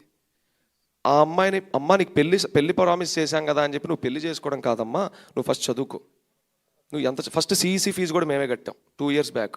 ఆ అమ్మాయి ఏంటంటే వాళ్ళ అన్న చదవాలనుకున్న కోర్స్ చదవాలని ఎక్కువ ట్రై చేస్తూ అది కుదరక అమ్మాయి లేట్ అవుతుంది చదువు. హోటల్ మేనేజ్మెంట్ చేద్దాం అనుకున్నారు వాళ్ళ అన్న, అది కుదరక చనిపోయాడు అదే అనుకుంది, కానీ అమ్మాయికి అది కుదరట్లా. మొన్న ఇటీవల వెళ్ళి నెక్స్ట్ ఇయర్ నేను ఎంబీఏ చదువుదాం అనుకుంటున్నానన్న ఏదో అడిగింది, అడిగితే తప్పకుండా చేస్తారమ్మా, ముందుగా చెప్పు, మేము ప్లాన్ చేసుకోవాలి కొంత డబ్బు అనేది అన్నాను. ప్రామిస్ చేసాం, ఫ్రూట్స్ బాక్స్ ఇచ్చి వచ్చాం, వచ్చేసాం. ఇప్పుడు చెప్పండి సార్, ఆ సో కాల్ మీరు అన్న వాళ్ళు ఎన్నిసార్లు కలిసారు ఆ కుటుంబాన్ని? కొంతమంది కన్వీనర్లు వాళ్ళకి ఇచ్చే డబ్బులు కూడా తిన్నారని వాళ్ళు నాకు చెప్పింది. నేను వాళ్ళ పేర్లు ఏం చెప్పలా, ఆ అమ్మాయి కూడా పేర్లు చెప్పలా, పాపం ఎంత జాగ్రత్తగా మాట్లాడింది, ఎంత గౌరవం ఇచ్చిందో. అన్న మా కోసం కలెక్ట్ చేసిన ఫండ్స్ కూడా తిన్నారన్న వాళ్ళు, వీళ్ళని ఎవరు క్వశ్చన్ చేయాలంటే, అమ్మ ఇప్పుడు దీన్ని బయట పెట్టానంటే మన రామారావు గారిని అవమానించినట్టయితే వద్దమ్మా అన్న. నీకు ఒక్క అన్న పోతే అందరూ ఉన్నారమ్మా ఎన్టీఆర్ గారు అన్నలు అని చెప్పి, మేము అక్కడ కూడా రా ఎన్టీఆర్ నుంచి రిప్రజెంట్ చేసామని చెప్పాలా, మేమందరం రామారావు గారు అమ్మాలను. వ్యవస్థ అనేది ఒక ప్లాట్ఫామ్ అంతే, రా ఎన్టీఆర్ని లాభాగండి. ఇది నడుస్తుంది కూడా ఆయన ప్రేమతోనే, ఆయన ఇదితోనే, ఆయన కోసమే. మేము ఎన్నిసార్లు కలిసాం, వాళ్ళని ఎంత కష్టపడ్డాం, మేము వాళ్ళని ఎంత ఇదిగా చూసుకున్నాం. వాళ్ళ అమ్మగారిని అడగండి, నాన్నగారిని అడగండి, వాళ్ళ చెల్లెలు గారిని అడగండి, వెళ్ళండి సార్ వాళ్ళ ఇంటికి కూడా వెళ్ళండి, ఇక్కడే ఉంది వాళ్ళు ఇల్లు అంటే వాళ్ళని ఇబ్బంది పెట్టద్దులేండి సార్, అంటే వాళ్ళు పాపం చాలా లోలో ఉన్నారు అంటున్నాను. ఇది పరిస్థితి. మాకుందా బాధ్యత? మాకు బాధ్యత లేదా? అదే సార్, ఊరు ఇంకా చెప్పలేము ఇప్పుడే, ఊరు మేము పూర్తిగా అనుకోలేదు. ఒక 4-5 ఊర్లు టీమ్స్ ఉన్నాయి. అదే సార్, 4-5 ఊర్లో మంచి టీమ్స్ ఉన్నాయి ఆ చుట్టుపక్కల ఎన్టీఆర్ జిల్లాలో. ఏది ముందు మొదలు పెడితే బెటర్ ఆలోచించుకొని మా కోర్ కమిటీ డెసిషన్ తీసుకుంటుంది సార్. ఇది నా ఒక్క డెసిషన్ కాదు. Thank you so much sir, thank you so much. జై ఎన్టీఆర్. మీడియా మిత్రులందరికీ, పోలీస్ శాఖకి, ఇందాక బయట వచ్చిన పోలీస్ శాఖకి, బయట ఉన్న వారికి, ఈ ఈవెంట్ ఎంత సజావంగా జరగడానికి ప్రొటెక్ట్ చేస్తూ దీన్ని ముందుకు తీసుకెళ్ళినందుకు అందరికీ పేరు పేరున ధన్యవాదాలు. మీ అందరికీ శిరస్సు వంచి పాదాభివందనాలు చేసుకుంటున్నాను. Thank you. జై ఎన్టీఆర్.